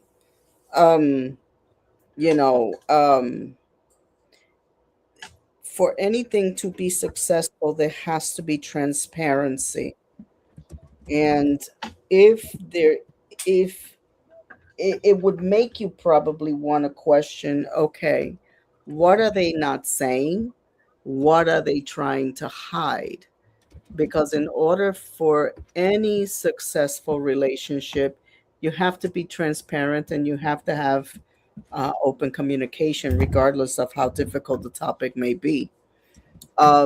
That's what's going to make a successful relationship, whether it's marriage, whether it's any kind of relationship, husband, wife, brother, sister, sister, sister, or whatever.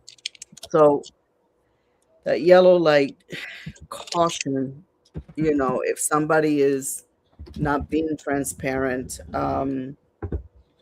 for me, that would really say, okay, well, why don't they? And some people may be very shy and they don't want to talk, but For any relationship to be successful, you need to be transparent. You need to be honest with one another, and that is key. So yeah, if you see somebody that doesn't want to do those things, then that would be like that caution light. Be careful how you proceed. Yeah, don't be like me with the yellow light. Well, you see the yellow light? What do you normally do? You speed up. We supposed No, to slow you're down. supposed to slow down. Oh my We're god. supposed to slow down when we see the yellow light, but what do? We just speed up so that we don't have to stop at the red light. You see that? It's a caution light It's a caution. because the red light is coming up so that you have to stop. But see, some of those yellow flags, it's there so that you have to stop so that you'll see those red flags. Right. Right. And Millie, I will say I this is my little thing. It's not I don't think it's so much and this is for me of transparency. Like you have to some people feel like you have to just tell everything, you know, about yourself, about your past, and and I say it depends, but but this is what I mean. In the yellow part is it means caution, just like what it means, just like how Yeah. we have green, we have yellow, and we have um um you see, yeah, red, green, and yellow. And sometimes when it's yellow, it don't necessarily mean you have to stop. Sometimes you do, because other people on the other side, they are, so you need to, so you have to wait. Sometimes, it just depends, but it's showing, but it's letting you, okay, when it's red light, it's a clean cut stop. And if you actually go through one, you're breaking the law. And so it's a straight red. It's no, it's stop. It don't matter when it's red. It's like I don't care if it means stop. Then you have, I'll go with the green light. Green light, you can go. Yep. It's thumbs up. It's like, hey, you are good to go. But yellow is like that, it's not necessarily stop. It is not necessarily go.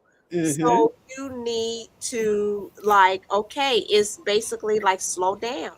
Because Yes, if you see the yellow light coming, sometimes I slow down, sometimes I speed past it. But Just like Shireen, huh? yes, and like with her left foot. It's proceed with caution. it's That's what the proceed, other is. it's proceed with Yeah. caution. Exactly, Chris. And I think what happens with women sometimes, I don't think, and you can please speak to this for men, we don't ask questions, and we just keep letting it go on and go on, and then we find ourselves in a situation. And why, if we do ask, that's the time to ask. You don't wait till after you've gotten married, or wait till, I don't know, ask. It's your life. Ask those questions that are important to you, you know. And I don't know. I mean, if I, let me ask you this, Chris. If a woman, it's this a lady and it's you, would you get annoyed if she was asking you questions, or would that be? I mean, what would be your thought to that? I don't know. I just think even if the other person got annoyed, then they just got annoyed, and maybe they just have to go because it's your life that you are considering linking up with somebody else. And if they have a problem with you asking, and this is what I mean by that. They don't, now you can ask, that doesn't mean they have to tell you. And if they don't want to tell you, or if they don't want to, then that's they they have that liberty. But you just take note, and if that question is something that you really need to have an answer to, and if they don't want to tell it, then you weigh that. But I don't think that that you shouldn't ask questions with someone that you are dating or considering, because I like what Rosalind said. What did she say? She said, yes, I wish I had done that. Look for the yellow flag. So what is your thought, Chris, as a guy? Again, I wouldn't mind being asked certain questions. Just for me, it depends on the question. It depends on, like, for some, maybe the tone in which they ask it. Mhm. But I'd be open and honest and upfront. Like, hey, because I really don't have anything to hide. So then I've noticed in the past, again, with situations I was involved with certain women, I would, certain conversations would come up, like primarily, hey, I said this is what I would like for myself. Like, I like to be married one of these days, and I like to have kids. The minute I mentioned that, it's just like what that person wanted. It seemed like all they wanted was just to have a good time, a friend with benefits type deal. And that's not what I felt I was looking for at that time. And, they just flip the script real quick. And then they get ghost very fast. So that's just part of my experience. But, the experience is going to vary from guy to guy. But that's just my experience with it. But I would answer honestly, and I wouldn't lie and say that depending on what the question was or subsequent questions, I can't say that I might not get slightly annoyed myself. It just depends on what's being asked and where I'm at mentally in that moment. But I don't get mad off the handle, just, it just depends. Okay. Anthony, at the Scattered Sheep podcast. So another guy, can I ask you a question? So That's my brother. that's Cherie's brother, Anthony. That's what's up. So Yeah, we have the same last name. I always say that. I'm sorry. I always say he's my brother because we have the same last name. So you as a guy, Anthony, for you with the red flags, we're talking about the different flags, red, green, and yellow, and how these flags, in these colors, they have, like, what do they mean to you, or what are their meanings? And we know red is like, stop, don't go, and then yellow, caution, and then green is good to go. And we're referring to this in relationship. And one of the things that we had also was like for men, it seems like when they see a red flag, they're like, they just cut it off and just stop it. But then with the women, we tend to keep lingering. And we also just kind of was thinking like, wow, we hear about the red flag, green flag, mostly red flag, but we don't really hear about the yellow flag, the caution one. What is your thoughts on this? And of course, if you want to come up, we can send you the link and you can join with us.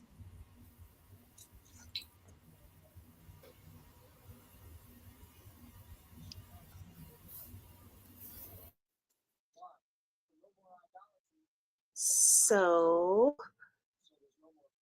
I will continue with the video.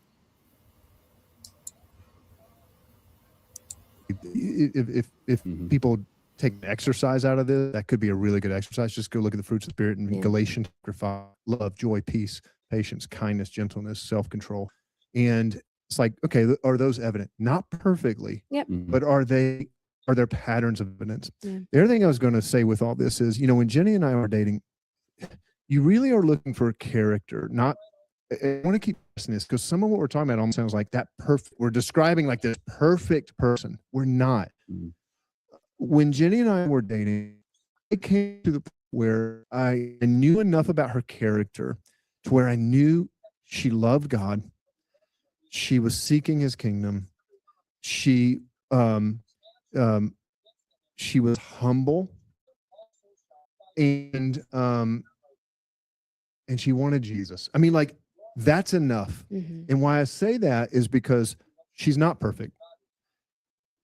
But if she's humble, she'll admit it when she's not. Yep. And I'd seen enough of that. And if she's humble, her heart is soft to God, convicting her and changing her. That's my point. Is if that's what I want to know. Yeah. It's not if you're gonna not mess up or no.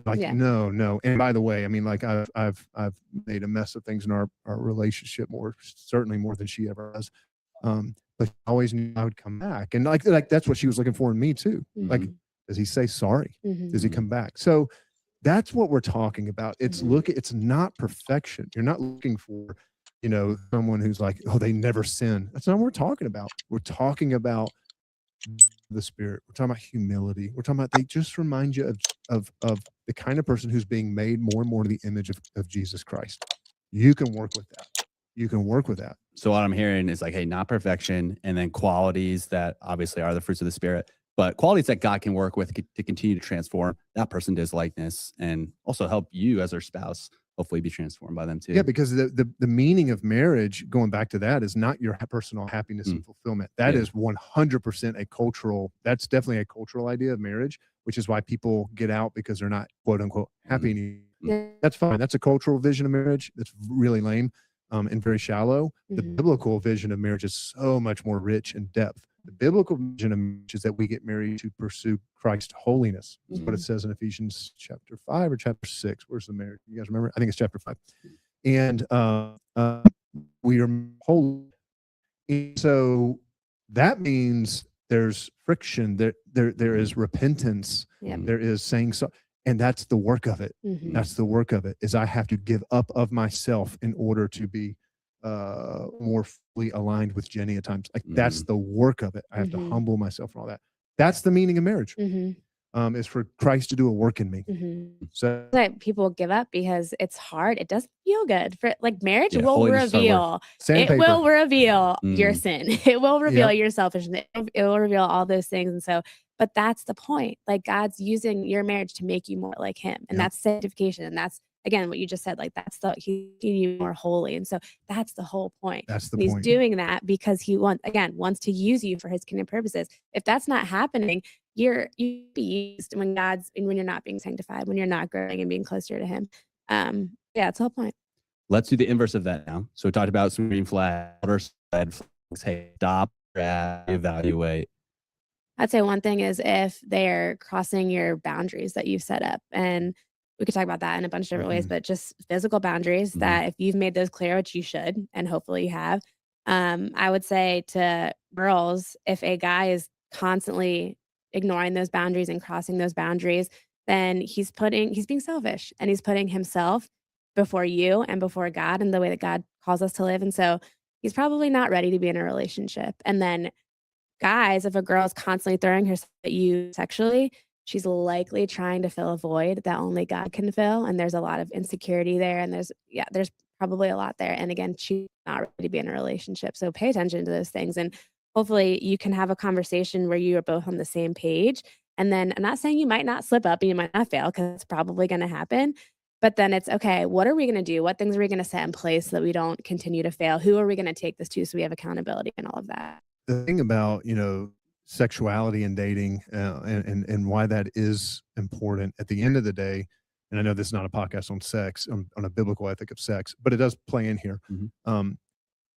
The only relationship, maybe I say this, the only container strong enough to hold the power of sexual intimacy, which it doesn't matter how hard we try to casualize, to make up a word, sex. You can't. I mean, like we've tried way in our culture, and there's still people, we write, Shakespeare's writing, sex gets involved and Shakespeare's got plays about people dying because of jealousy. Like men still go into jealous rages when there's why? Because sex is powerful, and the only container strong enough to hold it is a covenant, committed relationship between a man and a woman, a husband and a wife, in the context of marriage, where you have exclusively promised each other, no matter what comes our way, the one thing that will be rest assured is we will be here for each other tomorrow. Yep. That's safety and security. Yep. Okay. So when a guy wants to have sex with you and doesn't, and outside of that, what he's saying is, I love you, just not enough. I love you, just not enough to commit to you. Wow. That's not love. You're worth more than that. You're worth a guy giving his life for. You're worth a dude laying down his life for. So that's biblical. That's what it says. And that's literally what your heavenly Father has done for you, Christ. Yeah. So and same with guys. Like, no, I mean, even there, it's like, doesn't work just that way. So that's what is being said there, and that's why that matters. And so to me, that is a red flag. Yeah. Beyond the sexual ethic, just of it's saying. And can you imagine this, guys? I mean, like, if you have someone in your life that is willing to wait, to say to you, I'm not going to use your body, and I'm not going to ask for the commitment physically from you until we have also committed to each other economically, socially, emotionally, legally, all right, that you do in a covenant of marriage, right? Then let's also commit to each other physically. That is a dude and that is a girl who you can probably trust them. Like, in the sense of, like, they've been willing because they want to. Yeah. Right? Because you're human. But they're willing to lay that aside and to honor you. Yep.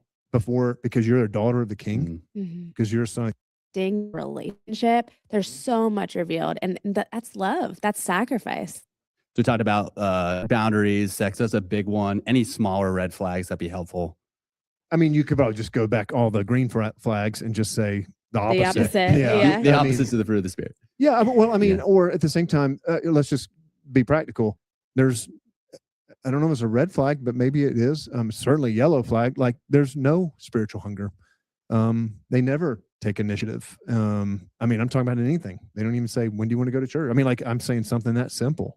I feel like watch that too, though, because I feel like you can see a tiny little something, like they come to church with their family on the weekends, and then you like take that and run with it. And it's like, oh, well, I can tell that in the relationship, I would be the spiritual leader, but I can change them. I can make them become the spiritual. Oh, man. Like, so just watch that. Like, who are you to think that you can change them? And you don't want that. You just opened up a really good sort of angle to this. And it just kind of helped give me actually some clarity on a red flag. When Jenny and I, we were actually at the point of being engaged. Okay. So we had been dating for, I don't know how long, 18 months, a year and a half. And we had this moment where we were hitting some struggles. That's a good thing to do, by the way, like to hit some struggles while you're still dating. People are like, I know some people are like, we never fought. And I'm like, red flag. Yeah. Honestly, there's one couple somebody's that stuffing said that. something. They got divorced. I remember they were divorced 2 years in. And it's like, well, anyways, Yeah. that's another story. So there's this moment though with Jenny where she was dealing with something and I was dealing with something. And what I kept trying to do was change her. I wouldn't have said it like that because I'm way more spiritual than. Okay, I wanted to stop it there because I was like, yay, they mentioned a yellow flag a little bit, but I it makes me think about there was something Pastor Sean had mentioned when with his first wife, and I want to say she did, she's deceased, so he had became a widow. So, but with his, first wife, I remember him telling us how he had went to counseling or went to it was something to another couple's house, and how they never argued, never any of that. And then sadly come to find out, and he actually thought that something was wrong with them because they did have arguments. And I think he said they might have been had one on the way there, but sadly come to find out that they no longer were together anymore. So it just made me think about that, how a lot of times when it's like, wow, I've never seen him or her upset, I've never this, I've never that. And because we see that, it's like that could make us like, oh, but thank God if you've seen those things, because nobody you're fooling yourself if you think that you're like never going to get upset, never going to maybe experience the different things that as humans we do experience. And as much as possible, if you experience something, it's like, okay, wow, so that's how they react when they are angry. Excuse me, that's how they react when they are whatever we can put there. And that's good because you want to see that. Because if you marry that person and you start doing life together with that person, you're going to experience that and some. So I thought that was really, I just wanted to pinpoint that. Can I say something real quick? He had mentioned about, I guess when someone, two people have found each other, when he mentioned about if he is willing to wait for you, as in coming together intimately, if he's willing to wait, again, maybe it's just me, but isn't that what we are supposed to do as believers? That, to me, that should not be a question. That should not be a question that you should have to ask. But unfortunately, I have heard professing Christians say how they're not waiting until marriage to be intimate. And I'm like, what has happened? What has happened to us as believers?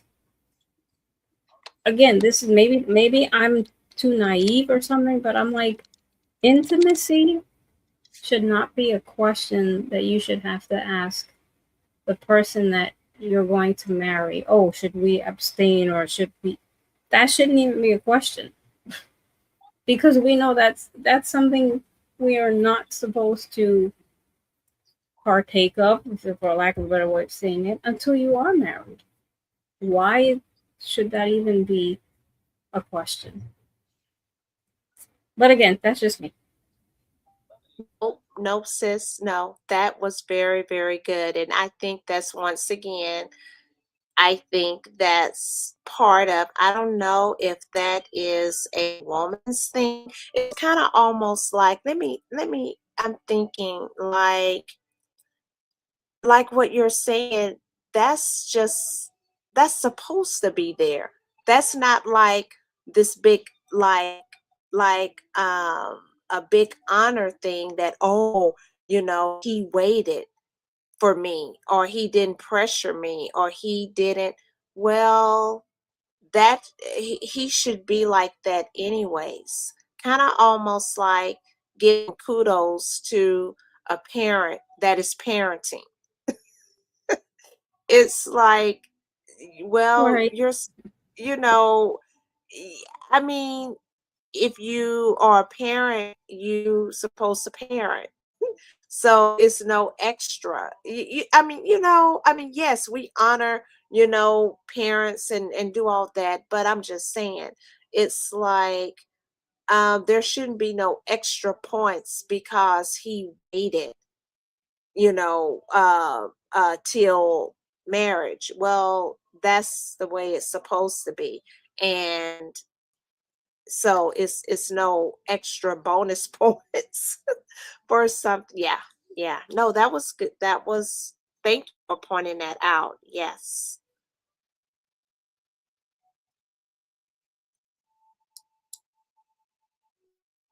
On that. I would have said I'm trying to help her, I'm trying to support her, I'm trying to whatever, but it wasn't that. Like now, in hindsight, I can look back on it. My insecurities, and it was my honestly, like, control. It's my control is typically rooted in fear, and so I was afraid she's going to do not going. So I kept trying to control her.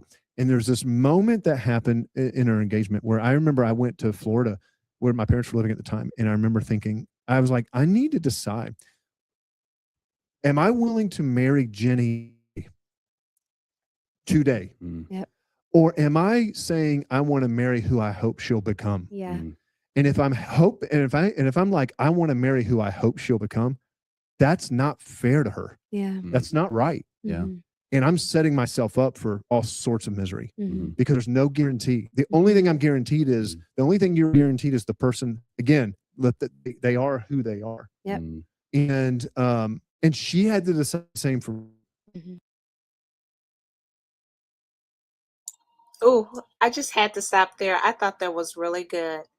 I thought that was really, really good, that marrying the person of who they are right there and then. And if that person if there is something that you're thinking like, well, if they could this, or it could be that, it could be whatever the case may be, what I'm gathering, what he's saying, and I'm like, wow, then you don't need to do it. If not at that moment, if that person asks you to marry them and you're like, ooh, but I just want, that to change, or I just want that, then from what I'm gathering, what he's saying, you don't need to do it, because there is not a guarantee that they're going to change. And then, let's say if it's a woman doing all these different tactics and trying to this, that, to get them to change. And they're, that's, yeah, I could see that.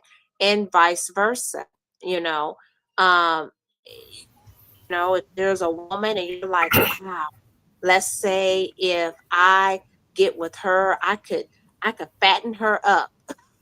Like, I'll just say that, or, ooh, I could get her and get her into the gym and she can lose this kind of weight, or she could, start wearing whatever it is. If you're not okay with what that person is right then and there, then what I'm gathering and what, is that then don't do it, because it's not fair to each other, to the other person, like they're a project now, if,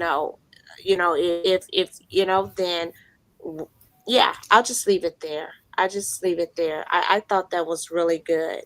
I thought that was really good. What was you going to say, Chris? No, just I would say the main thing that's going to take a hit is someone's expectations. You expect this person to be this, you expect that person to be that. They're having the same expectations of you. And I find the biggest hurts I've had is expected people to, respond or reciprocate love or whatever the case may be the same way I give it out. It's just not going to happen. It doesn't work that way.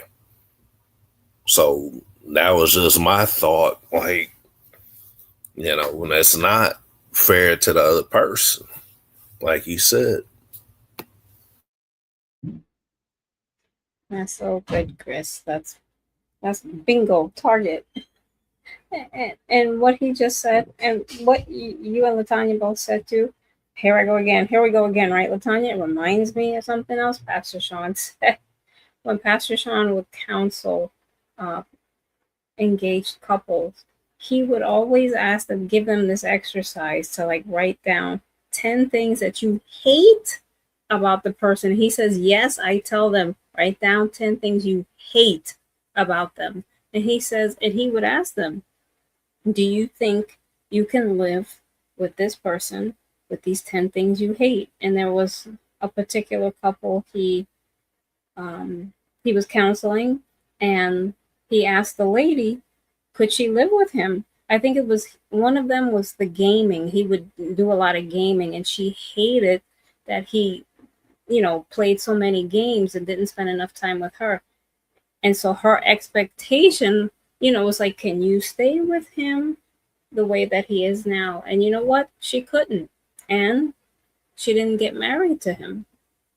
So when he said that too, and what you both said, it just reminded me of, the counseling that Pastor Sean would do. And it's like, if you cannot be with the person the way that they are now, then it's probably best that that's your red flag. So don't move forward in that relationship.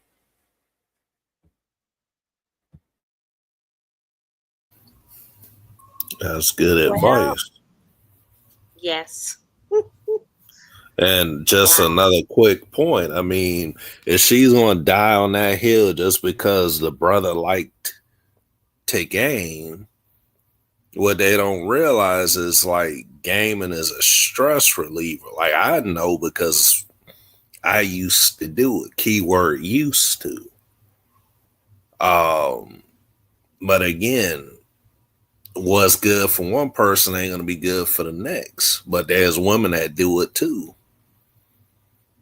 So it's like, okay, if you're going to not proceed to go forward, that was her choice. But, there's many other hills to die on, not just die on that one specifically. But, that's neither here nor there. That's like, oh, I'm not going to marry this woman because she likes to watch soap operas all day.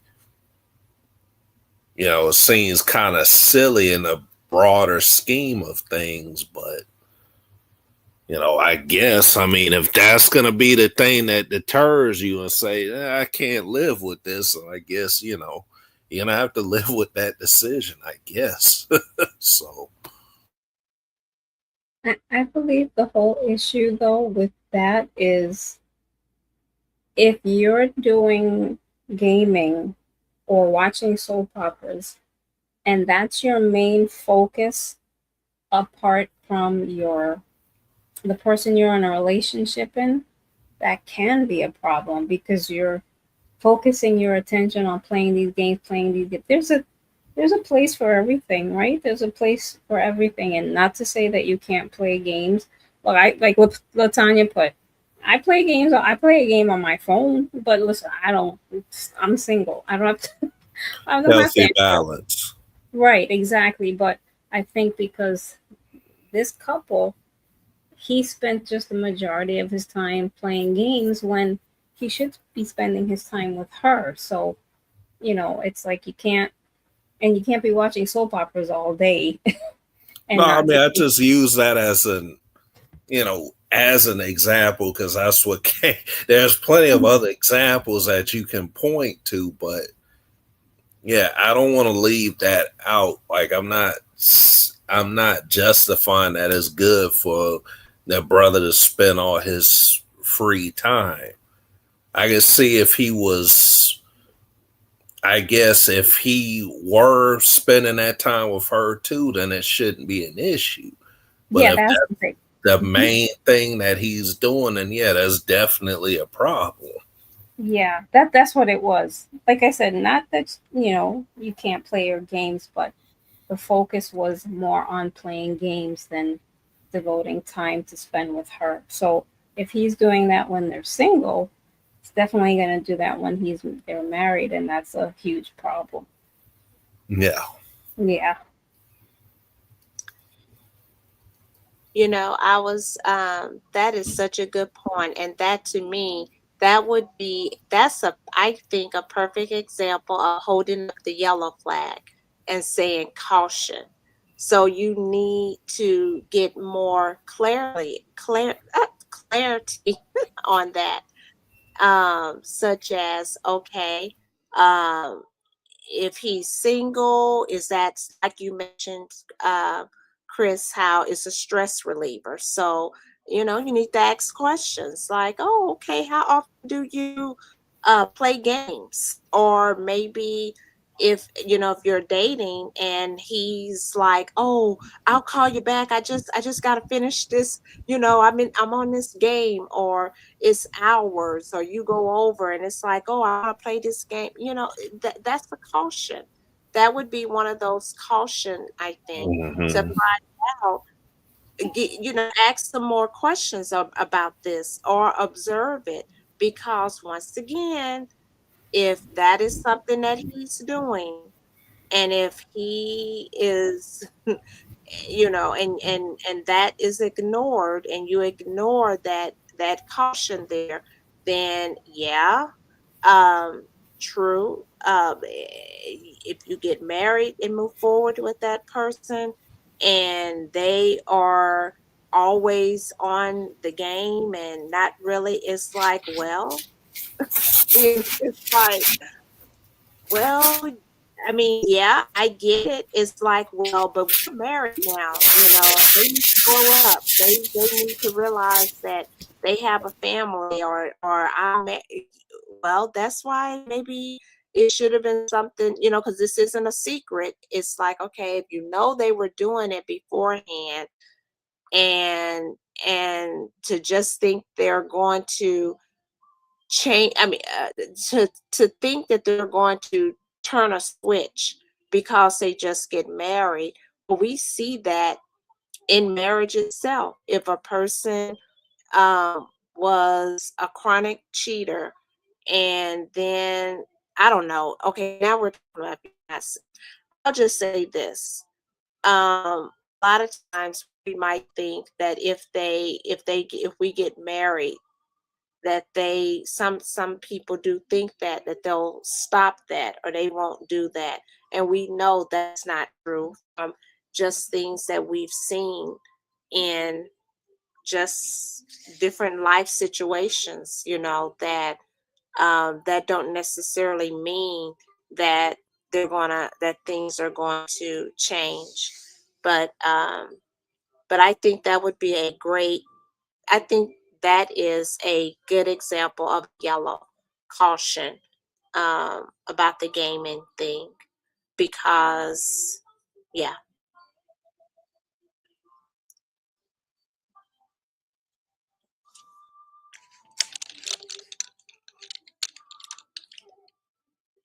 Okay.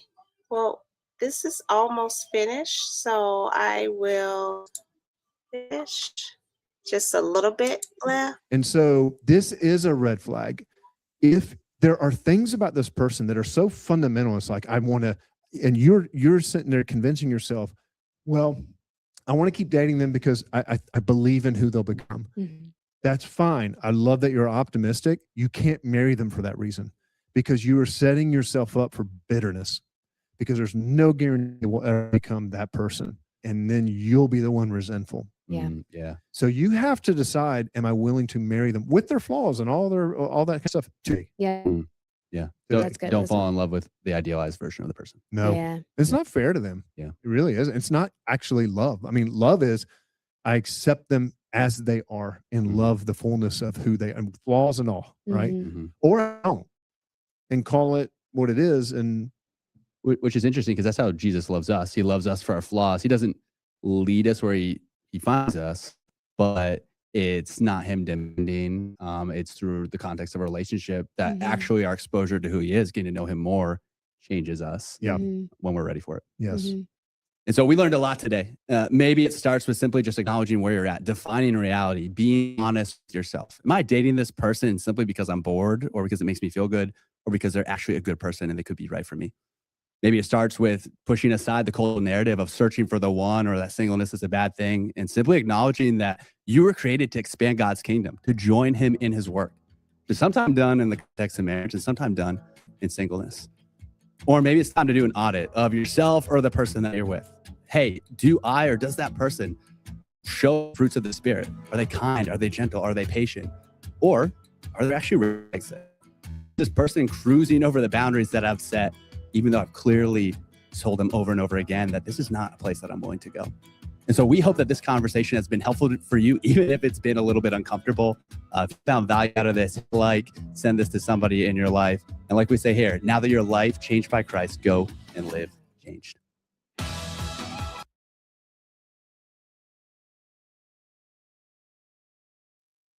Nice video. Yeah, I thought that was really good. I'm trying to remember. I like the saying he said, now that your life has been changed by God, now go change. Be, live in change. I like that. I like that little saying. Oh, good night, Rosalind. Night, Rosalind. Yeah, that was good. That was a good video. Yeah. It's a great conversation. Yeah, especially being that I kind of found it on the fly. I was like, oh, nope, not that one. No, not that. And I was like, yes, that one. I think that one is a good one. So that was good. Oh, that was quote unquote perfect. Nothing by coincidence, guys. Divine. That was divine. No coincidences. That's right. Yes. So we talked about green, red flag, yellow, and green. Yellow is like that in between, and it's so interesting because it's so like that at a stoplight: red, yellow, and then green. And so, wow, I guess does anyone have any on any of these three wonderful colors, flags? There was a video that I was watching, and she was just talking about all the yellow flags. I found one thing she said kind of funny. She said, here's another yellow flag. She says, when a man does not cook for himself and he eats out all the time. I'm like, why is that a yellow flag? Maybe he cannot cook, or it's just easier for him to just buy food. I mean, I know women that do that too. Why is that a yellow flag? I don't know. Or the man can cook, and it's just very convenient because he has a lot of other things going on at that particular time in his life that he might not be able to, and possibly in a living situation that is not ideal for him in that moment in time, that he, chooses to go that route. Now, he would prefer to cook, but because of the season he finds himself in, that just seems to be the better option in that moment in time. Again, only speaking for myself, though. I am that person, so I'm speaking for myself. And full transparency. But that's great. That is, I think you need to answer that lady on the video. Because when I heard that, I was like, how is that any colored flag? I mean, maybe I can understand. Maybe she's thinking, because I forgot what she said why, but maybe her thought is, well, if he doesn't cook and he gets married, he's going to expect his wife to cook for him. But I don't know. Again, sometimes when you have male friends and, if they don't cook or whatever, it's because either they can't cook or, like we said, maybe they're just in a season in their life where they just can't do it right now. And, life doesn't afford them to do it at the moment. But I don't see that as a yellow flag. Nah. Nah. I don't think it's any flag. It's just, I know, right? It's just,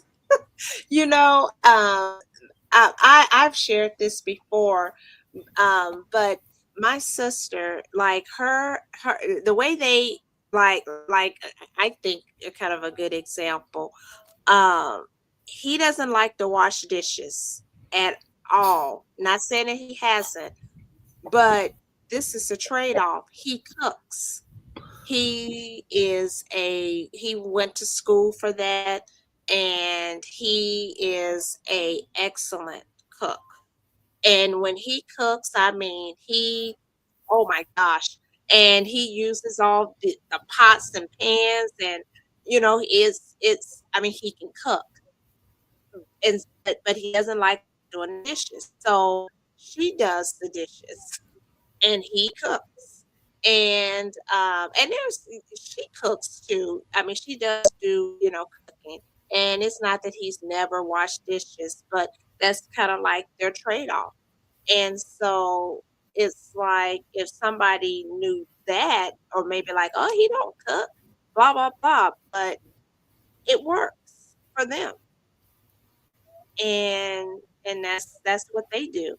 And so I was going to also say, with the different like flags, if all you want, okay, let's see, what is this? If y'all wanted to know a man that use red flags on purpose to get relationships, I am that guy. Yes, I use wow. what? Oh, wow. Strategy, what? I'm sorry. Oh. Okay. Okay, I kind of got thrown off. That'll Red do it. When you throwing out red flags like flag work. that. Okay. Oh.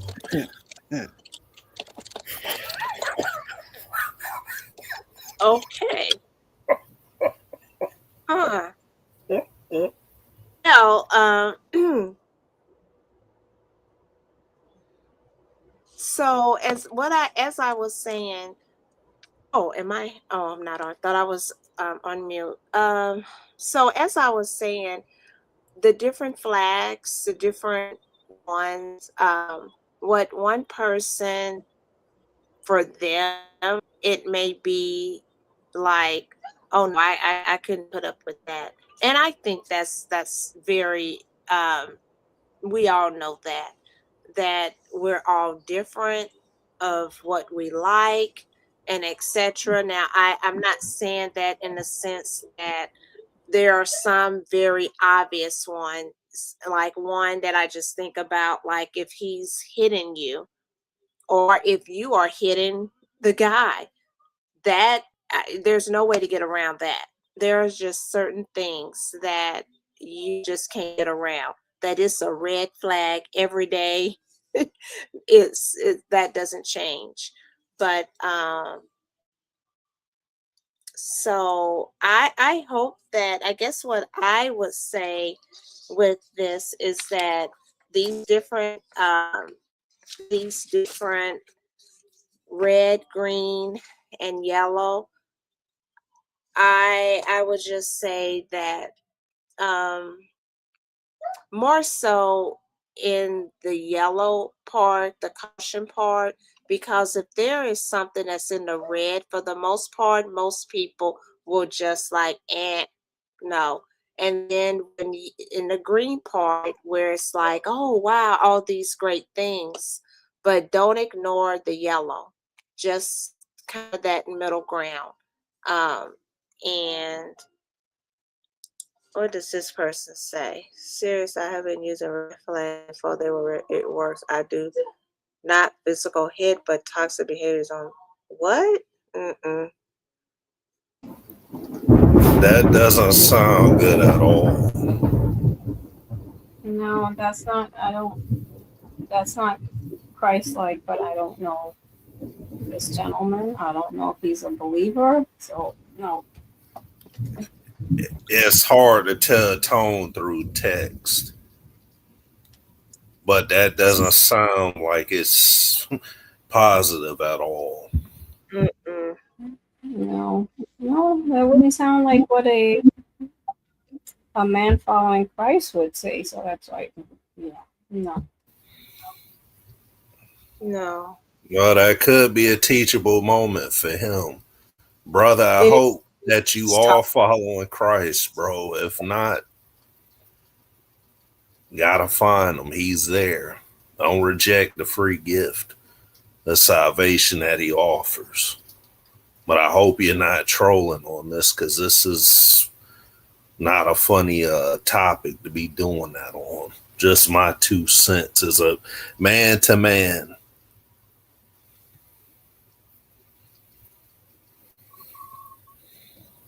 Thank you, Chris. Yeah, Okay. that needed to be said. No, thank you. Because this is a serious topic. It really is. And lightheartedness and laughter and all of that. Because just like I want to go back to this, just like how you have the red sign, the red light, the green light, and the yellow light, if you violate those lights, serious stuff can happen. Let's just think about this for a second. Red light means to stop. It's a reason for stopping. And if you don't stop, first of all, you could get a ticket. It's legal. Secondly, you could hurt somebody. If you don't stop, you could cause some serious damage by not stopping to yourself and to others. So let's bring this back to in a dating relationship. If you don't stop, you could end up really getting hurt in that relationship. You both of the other person, both of you, but that is the ramifications of what that could be. Okay, then let's look at the caution light.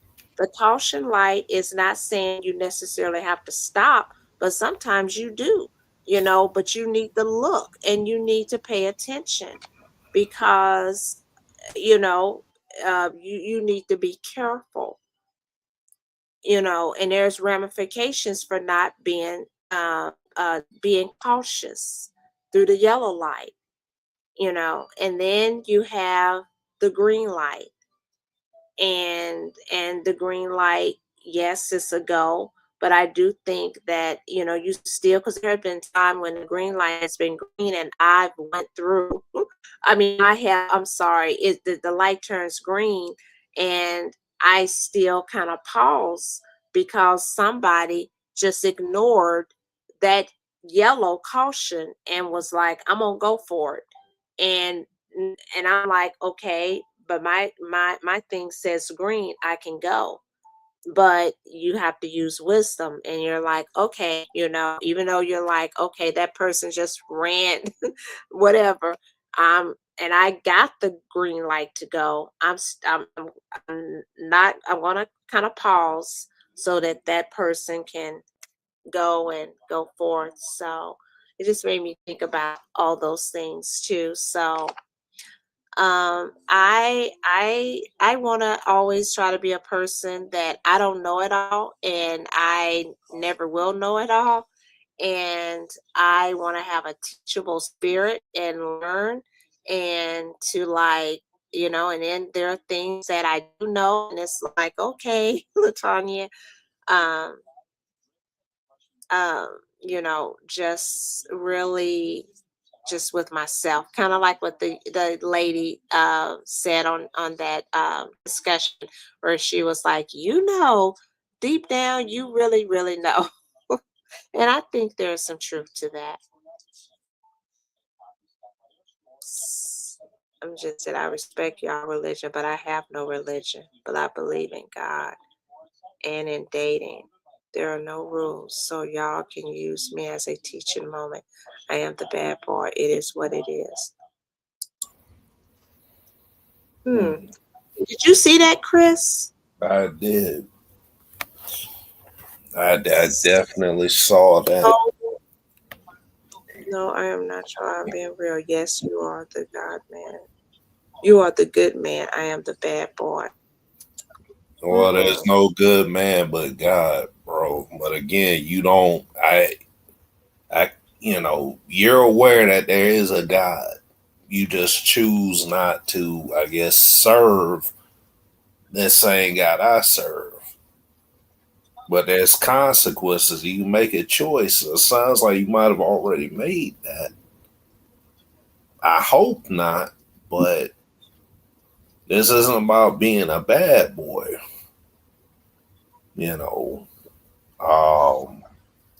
Doing that, living that kind of life, all you're doing is creating hurts.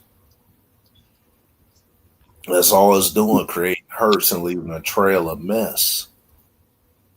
And whether you believe it or not, when you come to the end of life, my God says that you're going to end up coming to the judgment seat.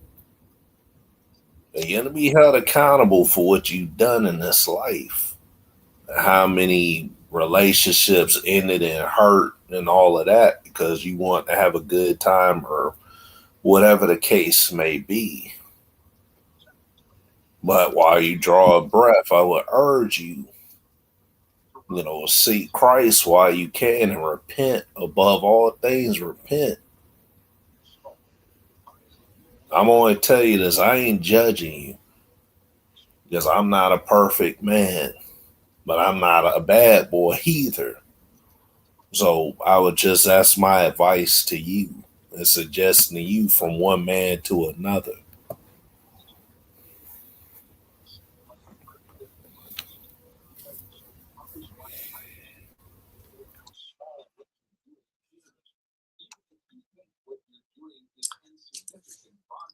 Well, I don't know, Shireen. I know Millie had to go, and Millie, thank you for joining us tonight and being a part. As always, just willing to be a part of our panels, and thank you for what you had to say as well. And I want to say thank you, Chris, for coming on and being here with us and the male voice to the discussion. Thank you so much. Well, thank you for having me on. It's been a while, and it actually, it worked out that I could come on this time. So I'm like, let me come on tonight and be part of the panel. It was a good discussion for sure. Yes, thank you. Shireen? Yes, thank you, Chris. Yeah, it was really great to have you on. And like we mentioned earlier, it's no coincidence. This was all appointed by God because this gentleman here, Alpha, the first one, he's here. And I didn't think he was trolling at all. I think he was just sharing what it is that he does. And, grateful that Chris was there, that he could speak with him. Because sometimes that's what you need. You don't need women sometimes to address men. It needs to be men to address other men. Not saying we can't talk with him, but sometimes it's just better when a gentleman addresses another gentleman. Mm-hmm. And even his last comment, I had to chuckle because at first I was like, huh? because he says he can accept all of that because there is no string attached. And I'm like, wait, are you talking about the channel? That's what I thought at first. I know that. That's funny. Yeah. No pun Yeah. intended. Right. I just thought that was funny. But yeah, Chris, thank you for, just sharing a little bit of the gospel with him, and I mean, I pray it resonates with him. I mean, again, think it not strange that examples come on. And maybe he needed to hear that. I don't know. Because I don't think he would have just randomly came on like, oh, I'm just going to come in here because you guys, maybe God directed him to come there to hear whatever the Lord had for me to say in that moment. Because I ain't know what to say. I'm sitting there reading and I'm like, okay, I know what I could say, but I'm not going to say that. So Lord, just, take over my speech and whatever you want him to hear, just use me as a vessel so that he can hear that. And it always works out better that way when you just let God take control. Like, let me stay over here in the corner because I messed it up too. Let him do what he needs to do. So it always works out better that way. amen. That's a big amen. Yes. Amen. Amen. Well, I want to say also thank you everyone who joined in the chat. Thank you, Alpha. Okay, Alpha, the first one, for joining. Thank you, Rosalind. I know some have already have left, but thank you, Rosalind. Thank you, Anthony. Thank you, someone else, KLN. Thank you so much. Thank you. And I just want to make for sure. And then, of course, to those in the eye, thank you to all of you as well who have joined. Please like, share, and if you haven't subscribed to all of our channels, I want to just once again, if I want to just populate them again because it was a minute. Let me see. I will go here. Anthony's channel, Scattered Sheep Podcast. You could check his channel out. And then there is Chris, who was he's on the panel with us. He has a channel, and it's called Honest Talks. Honest Conversations with Chris. There you go. Thank you, Chris. Thank you. Of course. Yes. And then we have No Strings Attached, -2, and that is a co-channel with Shireen and Slave of Christ. No, it's Chloe and me. Chloe and me. Oh, that's right. Sorry. Oops. Yeah, Slave of Christ and Chloe and me. That's what it is. There you go. There you go. And they are faithfully every Wednesdays Tuesday and Thursdays at 8 p.m. Eastern time. There you go. There you go. Yes, every Tuesdays and Thursdays at 8 p.m. Eastern Standard Time. Yes. And then Shireen has her own channel. And I know I put it, where is it? It's okay. That's all right. Nope. I don't have to put that there. Nope. And no, because not much on there. I mean, I've been posting more Chloe than anything, so it's okay. Okay. Well, Chloe's the star. She's a co-star. Yeah, she's the star. Yes, she is the star. Yes. But but yes, there still check out her channel. There's will be things that will be happening, be some changes, additions. But anyways, yes, awesome, blessed channel. And so let me get out. Hi, Lisa. Okay. Oh, that's okay. Oh, Speaking of cats, Lily's right here next to me, laying here. She said, "Hey, ladies." Hi, Lily. hi, Lily.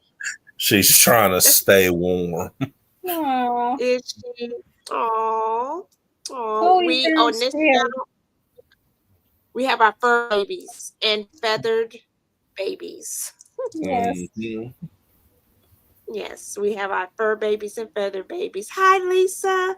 Thank you so much for. Oh no apologies, no apologies. But we are ending. So thank you for coming on. And so I will let me get myself off the okay. Oops. Okay, there we go. So I hope everyone have a good night rest and a Sabbath tomorrow. Shabbat shalom. Tomorrow. Shabbat shalom. Yes. Hey. On tomorrow. And I will say until next time. Take care, everybody. Good night. Bye.